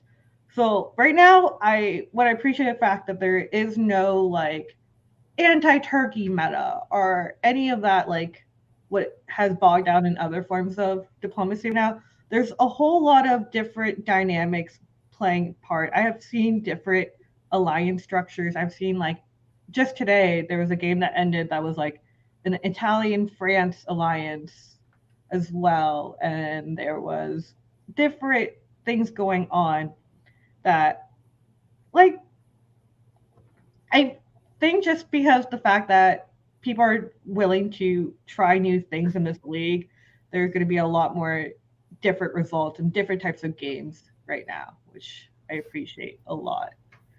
Excellent. Well, thank you both for coming on tonight. I have put the QR code to the Nexus League's server up here in the corner. So if you haven't played with us here, it's fun. The speedboat games usually are done between an hour and 2. So if you're looking for just a quick little fun game every once in a while, or you want to join a league and be playing games, I think the speedboat games are between 4 and 8 weeks total. For the faster ones, obviously unlimited could be unlimited, but you can get some games done in pretty quick amount of time. So you should join. We have literally games on all the time, regardless if it's speedboat, gunboat, press. There's going to be a game for you. Yep. And it's for any skill level. You don't have to be someone who's really good or really expert. You could be a new person as well. It is a very welcoming environment for anyone to learn and grow as a player. Yep. Awesome. Thank you both. And we will see you. We're going to try and do a speedboat broadcast in the next couple of months as well, because we've got some DBNers in there too. So we'll bring back one of them as we get through here. So Brandon is from the speedboat files. Yep, Brandon. Let's see. And Bitten Carthage. by the speedboat bug. Yep, the speedboat bug. There is one of the qualifiers. David, do you play any speedboat? I played some in the early stages of when they were setting all that up, but I haven't had time to play much. I love it. It's fun. I love to play gunboat in general. Yeah. We should do a DBN broadcasters only speedboat game. So that's my next thing is, while we're doing a broadcast, I want to get whoever can play and do live on screen while we're doing something else. So we're going to figure out a way to do it, but we might not play our best, but that's okay. No. Yeah. All right. Thank you both for that. And we're going to get back to VDL. So we'll see you guys on the next time. Wonderful. Thanks so much. Thank you. Hey, I just want to take a moment to say that Brian Prevel is a nice guy. He's just a nice guy. He is a nice guy. And I miss him. We miss him. He'll be back in Chicago sometime soon. Yeah. I don't know that you'll get an explanation from Brian. I can only assume that he and Russia just did not get along. Yeah, Brian knows that was not going to turn out well with that war. So I'm positive he tried his best to avoid it. Yeah. And I'm just giving Brian a hard time because he's not here to defend himself. So typical. But like I said, I did want to say though, it was fun to see Pixie and Sabi on the stream tonight. They did a good job, and it's always great to see new faces and new voices, doing what we do. Yeah. All right. Well, so we're 2 games into VDL, and I need to reshare the screen because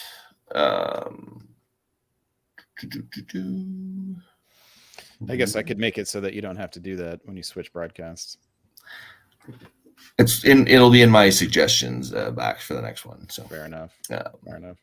But it looks good. We like those yellow arrows for Alex doing the drawing. So appreciate the nice design. So here's prime time.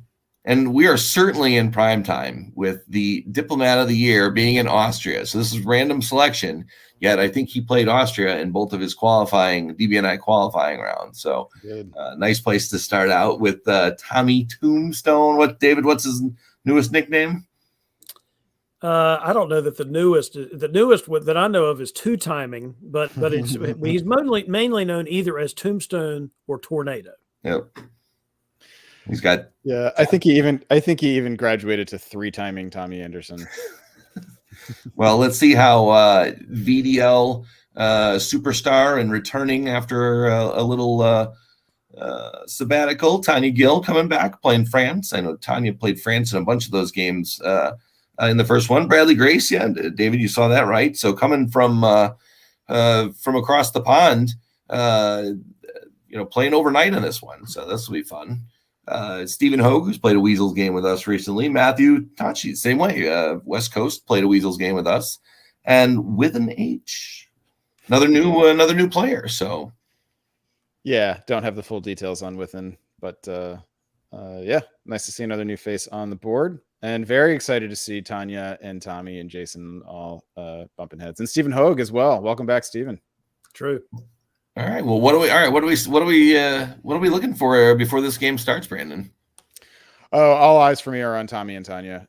What happens in their 1901, 1902? I would be surprised to see Tanya go to the channel. Wouldn't be surprised to see Tommy go to the channel. But that's what I'm looking for. And then I'll, Jason in the East. What sort of magic can the reigning diplomat of the year spend? Tanya said she played in the East. Weren't you France in the top board? I'm talking to myself, but we'll figure that out. Oh no, they're both in the chat too. All right, well, let's get to it. Brandon, why don't you start us out this time? All right, we have all copacetic niceness in the West. Tommy and Tanya both bypass the English Channel and do pretty friendly moves. Tanya does the support to Burgundy, make sure she gets in there. Bradley does standard German opening and will now have to contend with that army in Burgundy, as well as an army in Tyrolia, because Stephen Hogue has done the Nouveau Italian opening, splitting the armies and getting into Tyrolia where some mischief can be created. Elsewhere in the East, it's pretty standard. You got bounces in Galicia and Black Sea. Within commits the army to the Balkan Theater, which is good news for Matthew Tatanci in Russia. Yeah. Pretty standard, David. Yes, and Brandon described the move to Tyrolia as nouveau. At certain parts of the hobby, this was by far the most common Italian opening, and still is common among a lot of old-time players. Possibly the most common. It's my favorite, but I don't want to be considered old-time yet. So. In fact, every single one of those moves would be considered at some point in the hobby the most common opening for their power. Yeah. Unlike some of the other games tonight where we've seen some somewhat creative openings. Yeah, my head's still spinning a little bit from those Press League games, actually, where it almost felt like I was in a parallel universe at times. But isn't it fun, though? Isn't it great? I've always thought it was fun to go to a tournament with people I didn't know, for example, and see how they play. The diversity of the landscape of the hobby is so much fun. Yeah, I agree with you.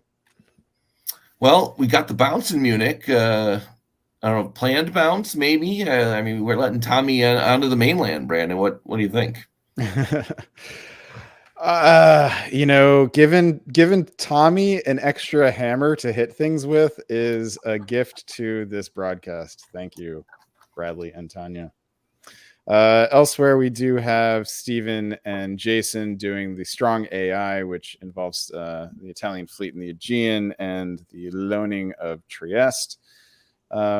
And Matthew gets Sweden, which Tommy will have to contend with as well. Yeah. The interesting thing that jumps out at me is Within doing the move to Romania, move to Bulgaria, obviously an anti-Russian move. Now facing the strong AI, will they be able to patch things up and defend the best they can as the RT against that AI? Yeah, I'll add though that I sometimes as Turkey will do this. Still thinking that I want an RT, but just sort of demanding the Black Sea for defensive purposes. This doesn't have to be a fully negative Russian move is all I'm saying. Yep. Now, that said, Russia may not accept that. So that we've seen plenty of AIRs in the last 18 months.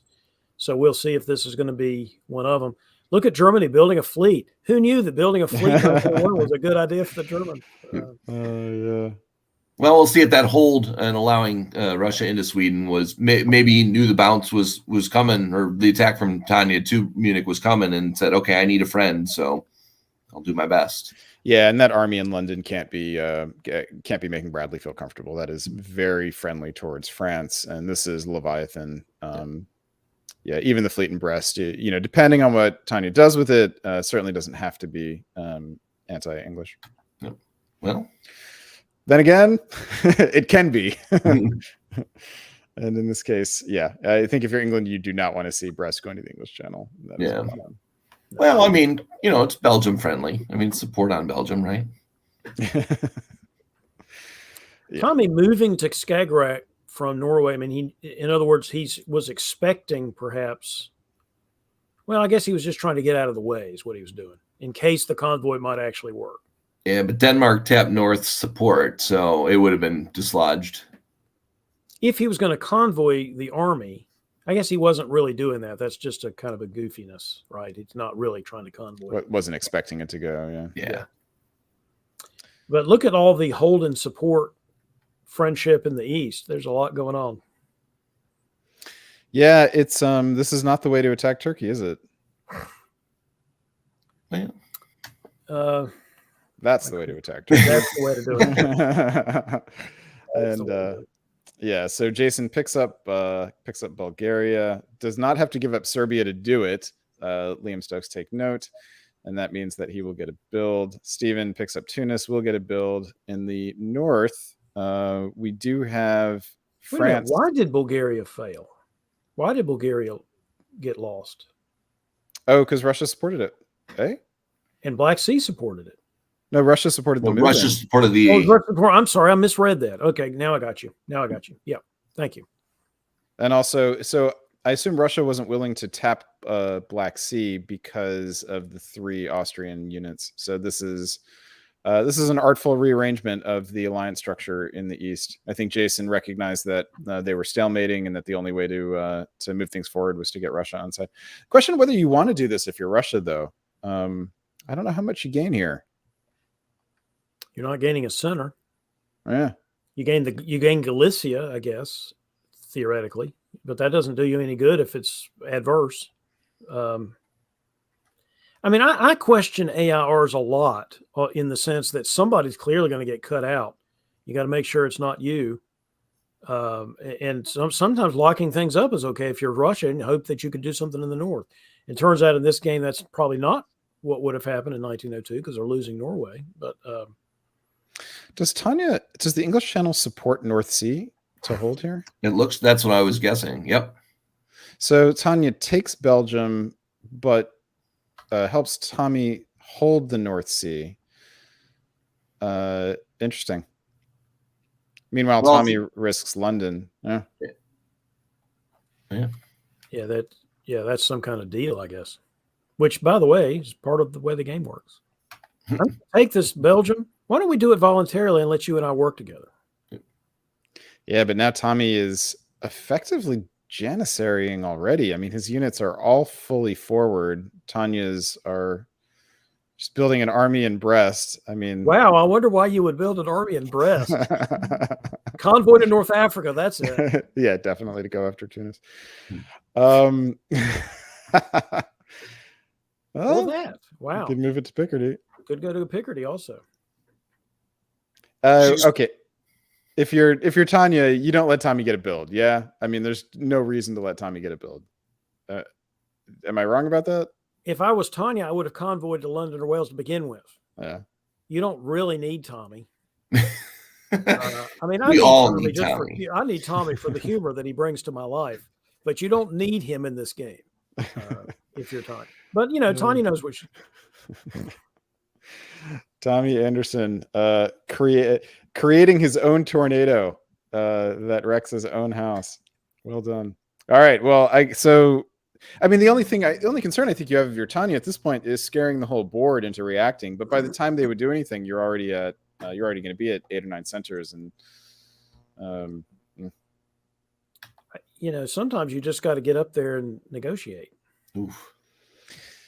That said, if Tommy is willing to janissary for you at 4 units, there's actually no reason to take his units if he's willing to support you into Holland. Yeah. Yes, I think that's right. And you might wonder, would that support be cut? But the answer was not. The Germans really couldn't afford to do that. It didn't make any sense to try that. Yeah.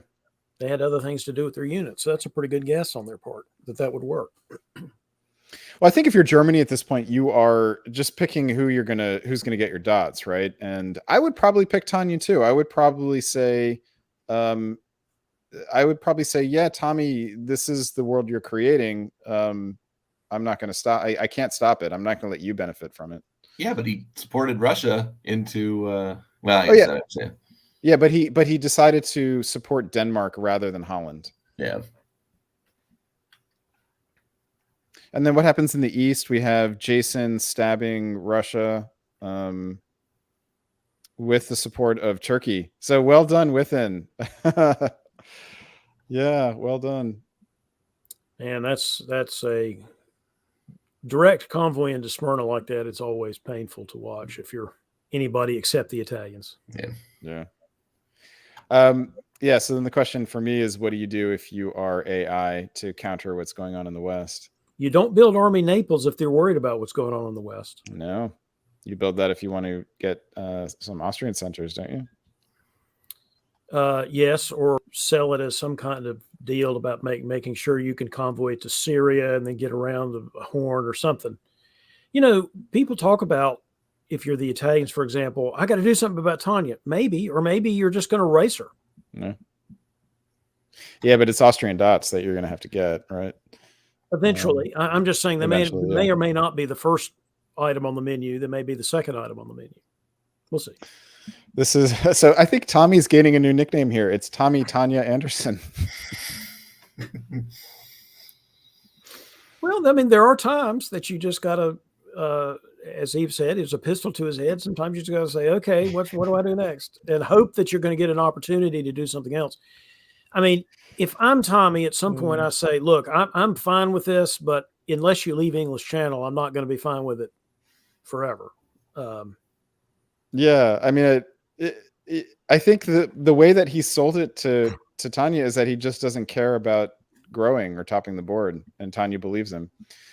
But Tommy has gotten Germany to support him into Sweden here, which is fantastic diplomacy. Not quite sure why Bradley is just trying to stay alive here and hoping that this is a way to do it. Bradley's desperate and trying to make a deal with anybody. Yeah. And all right, so tactics in the East, we have Italy getting more of the Turkish centers, but Turkey now convoying into Russia. So Russia and Turkey have both tried to use Jason against the other, and Jason has won every time. Yeah, surprisingly, this was an AI all along. And the Turks and the Russians were just, on the menu, so to speak. It's almost like Jason knows what he's doing, right? He does not. Convoy to Smyrna and convoy to Syria, though, there's a lot going on here with watching how Italy can really get a lot of advantage if they're not having to worry about the French. Yeah. And now you convoy directly back to Apulia. Really? They convoy for reasons. Yeah, my worry with Steven and Jason both actually is that neither can top this board without going through the other, and neither is going to be in position to do it. I'm puzzled on what Apulia does for you. Maybe it was some kind of deal. You got to get that army out of here. Well, then why did you put it there to begin with? I mean, if you're going to back out of this and do something screwy, then just, I don't know. He didn't expect to get into Armenia, I think. So I think he was assuming that he needed leverage, something to support him into Armenia. And now you go to Armenia from Syria, right? I don't know. I don't like it. Yeah, because you're going to be in. Well, you don't really need two armies over there. I actually don't mind it. I guess I just want him to start angling for the future. So what does he build here? Right, this is an important build. My point is, by pulling that army out, all you're doing is spooking Jason. Putting an army to pull, all that does is just spook Jason. If you already got the armies over there, see if you can do something with them. Eventually, take Sev with it or something eventually. Or Bulgaria or Greece. Well, yeah, something like that. Yeah. Yes, I agree. Yes, maybe convoy to Bulgaria into fall turn or something. I just don't like this. Maybe Jason said you got to do this, but I don't know. I'm not sure that really makes a lot of sense for anybody. Anyway, we're probably spending too much time on that one move. Tanya, by the way, takes Kiel. Yeah, just keeps growing steadily. That line just keeps going up. Slope of one. France is a strong country to begin with. If nobody fights, it's really strong. Yeah, you know what's stronger than France? It's France plus England as France. But he gets a build. Tommy Tanya Anderson gets a build. But like a good boy, he builds it way up there, Yeah. away from the totally friendly French fleet of the English Channel. Is Tommy going to have a change of heart at all? I think that's kind of that's one of the main dramas here. The other is which one of AIF is going to get an edge. So Steven drops another army. So he's now solid on armies. I mean, he's not really stabbable in a clear way from Austria. Yeah. What does Steven do? Does he start fighting Tanya? He kind of has to. He has to, I think. Yeah, it has to. There's going to be a war, whether he likes it or not. And I think he knows. He does know that. Look at the moves. Yeah. Yeah. Tanya's build a fleet Marseille kind of signal that as well. Yeah. When she built that, I thought, maybe it's obvious that you have to fight now, but am I going to make it obvious with maybe so. Yeah. That's good news for Jason, though. It definitely opens up his path to the board top significantly. It also gives Tommy Anderson now a clear path to regrow. And this is where Tanya may regret giving him so much rope. And Matthew Tatanchi. Sorry, go ahead. No, go ahead. I was saying Matthew Tatanchi is still having fun. He's still here. May not last much longer, but we didn't say much about the fact that Jason had snagged Munich earlier. Yeah. And now he has units to help him keep it. That's really quite a coup from when that happened. Yeah, and neither France nor Italy are going to get anything out of their conflict in the south. They're really just allowing the other players, England and Austria in particular, to not have to worry about them. So I would think that being the strong diplomats that they are, that they will look to figure out a way to disengage here. But on the other hand, Steven's getting another build here, so he might put down another fleet in Rome and try to force his way through. It's going to be a tough slog. I think I said this earlier tonight. An FI war, unless you get the jump on the other one, is almost always some kind of strategic mistake. Yeah. And now if you're Jason, how do you start thinking about, trying to pull a trigger and top the board? Steven could throw things to France very quickly. So Jason doesn't have a whole lot of room, I don't think, to play around. No, but I think he should still try to get some other stuff, like maybe somebody figure out some way to get Berlin or something. There's some other things he can do. Whoa! No, 2 waves? Oh my God! No. I have orders in the box. I just wanted to show. What did he picked up? Denmark and St. Petersburg. Is that it? Yeah. Okay. So what's he gonna build? What does Tommy build, and what does Tommy Tanya build? What does Tommy Tanya build? Tommy to build Anderson. Tommy to build Anderson.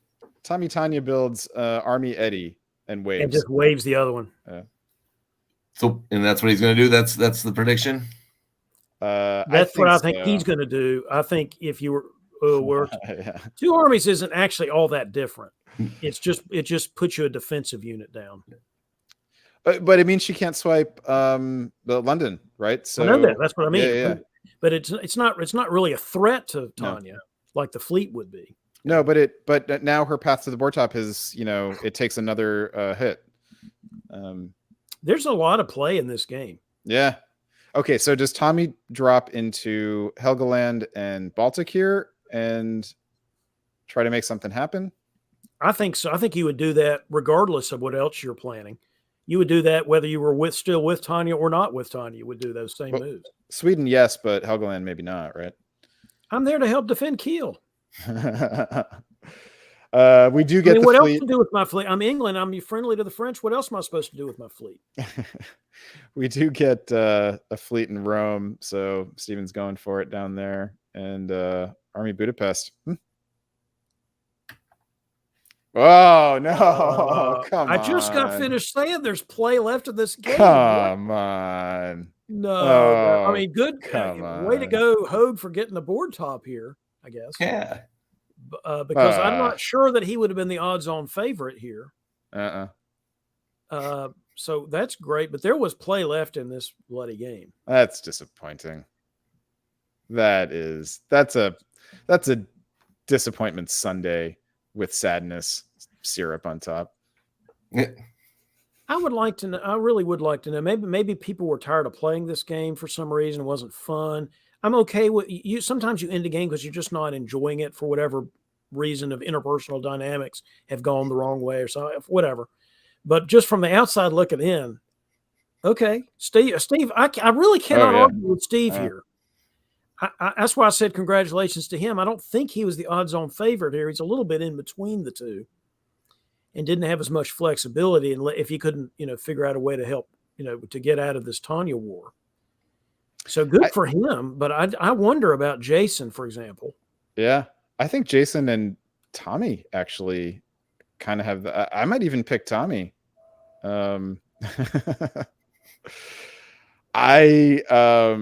With these players, I mean, unless Jason was being so unpleasant that they couldn't take it anymore, I don't know. Diplomat of the Year being unpleasant? No, that's not it. Listen, objectively speaking, there's a lot of play left in this game. Yeah, there is a scenario in which any of those four players could end up on top. Yes. I just think the scenario for Italy was a little bit smaller, honestly. I mean, I think it's France and Italy are both in similar situations here where they are wasting their firepower by pointing it at each other. And so it all depends on both of their prospects depend on whether they could find a way to disentangle. And if they can, then it's anyone's game. I will say this, and I know we've probably already covered this. This whole thing where each of them moved against the other, I'm talking about Italy and France, there should have been a way to avoid that. They both had better prospects on their side of the board. Yep.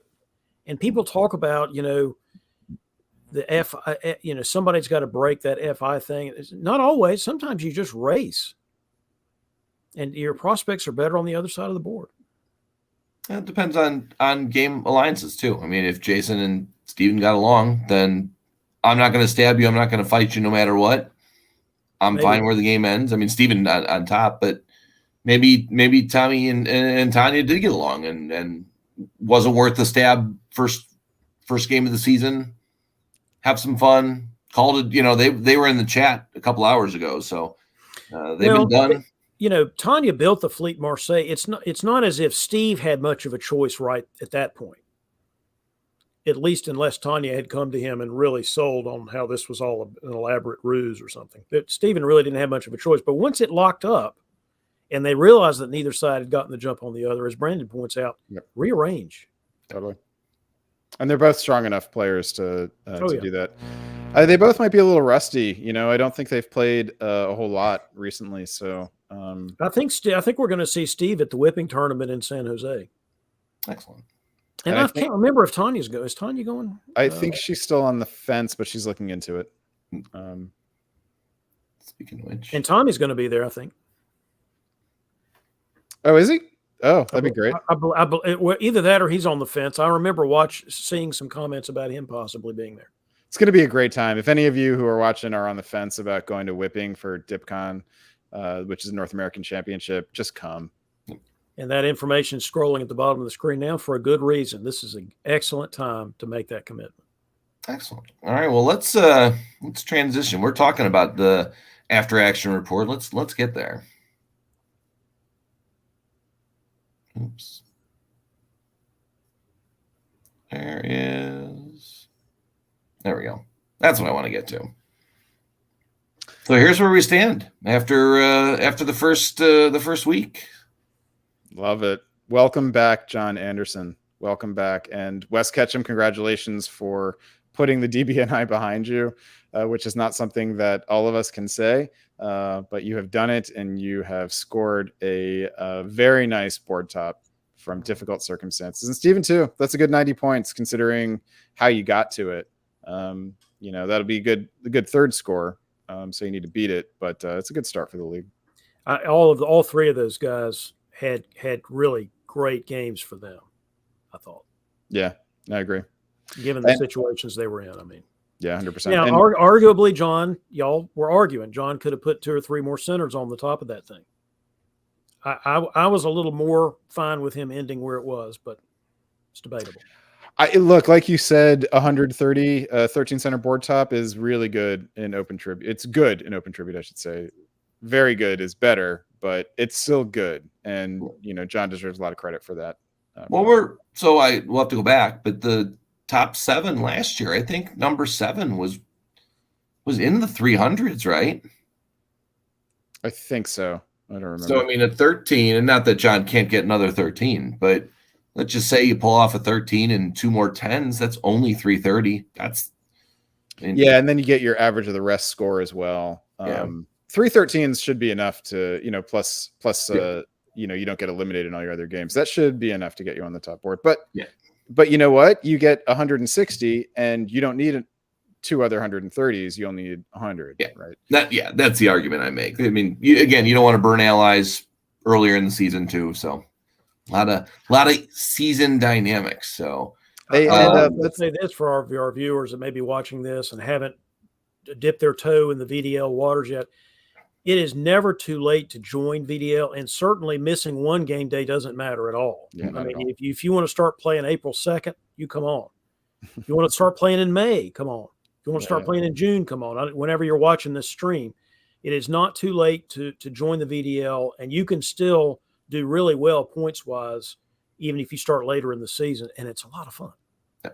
Yeah, I think you want to try to get in like 5 or 6 games. I think that's a sort of good target for having enough chances to get a good score and also be able to work on your average of the rest score.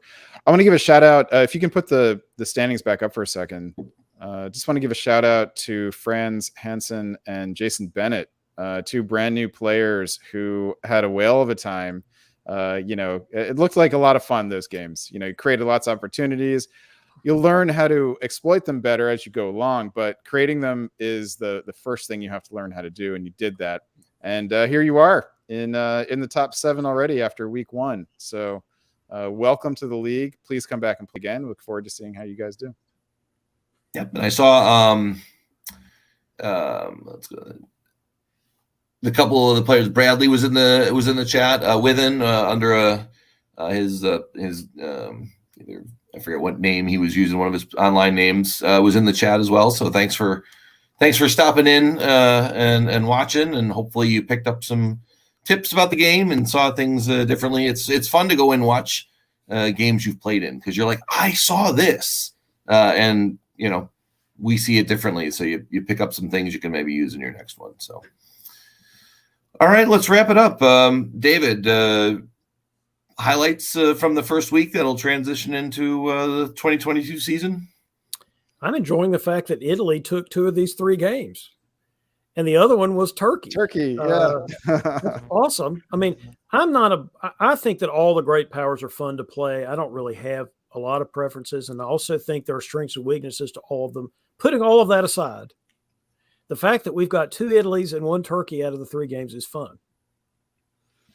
Yeah, only thing missing is a Germany. So let's get that next time. Well, Brandon, you can go play it next time if you want. Yeah, I might take 1 more month off. We'll see. Okay, I could be talking about you not taking the opportunities you should have taken to top the board. That'll be nice. Ending in 1906, 1 center behind the leader. Actually, I'm never going to say that Brandon Fogel did that, because Brandon Fogel ain't going to do that. Not if I have not if there's a path for it. If there's not, then there must have been some sort of dynamic of that game that was a little out of character for some of those players to end it right there. There must have been something going on there, which is understandable. It happens.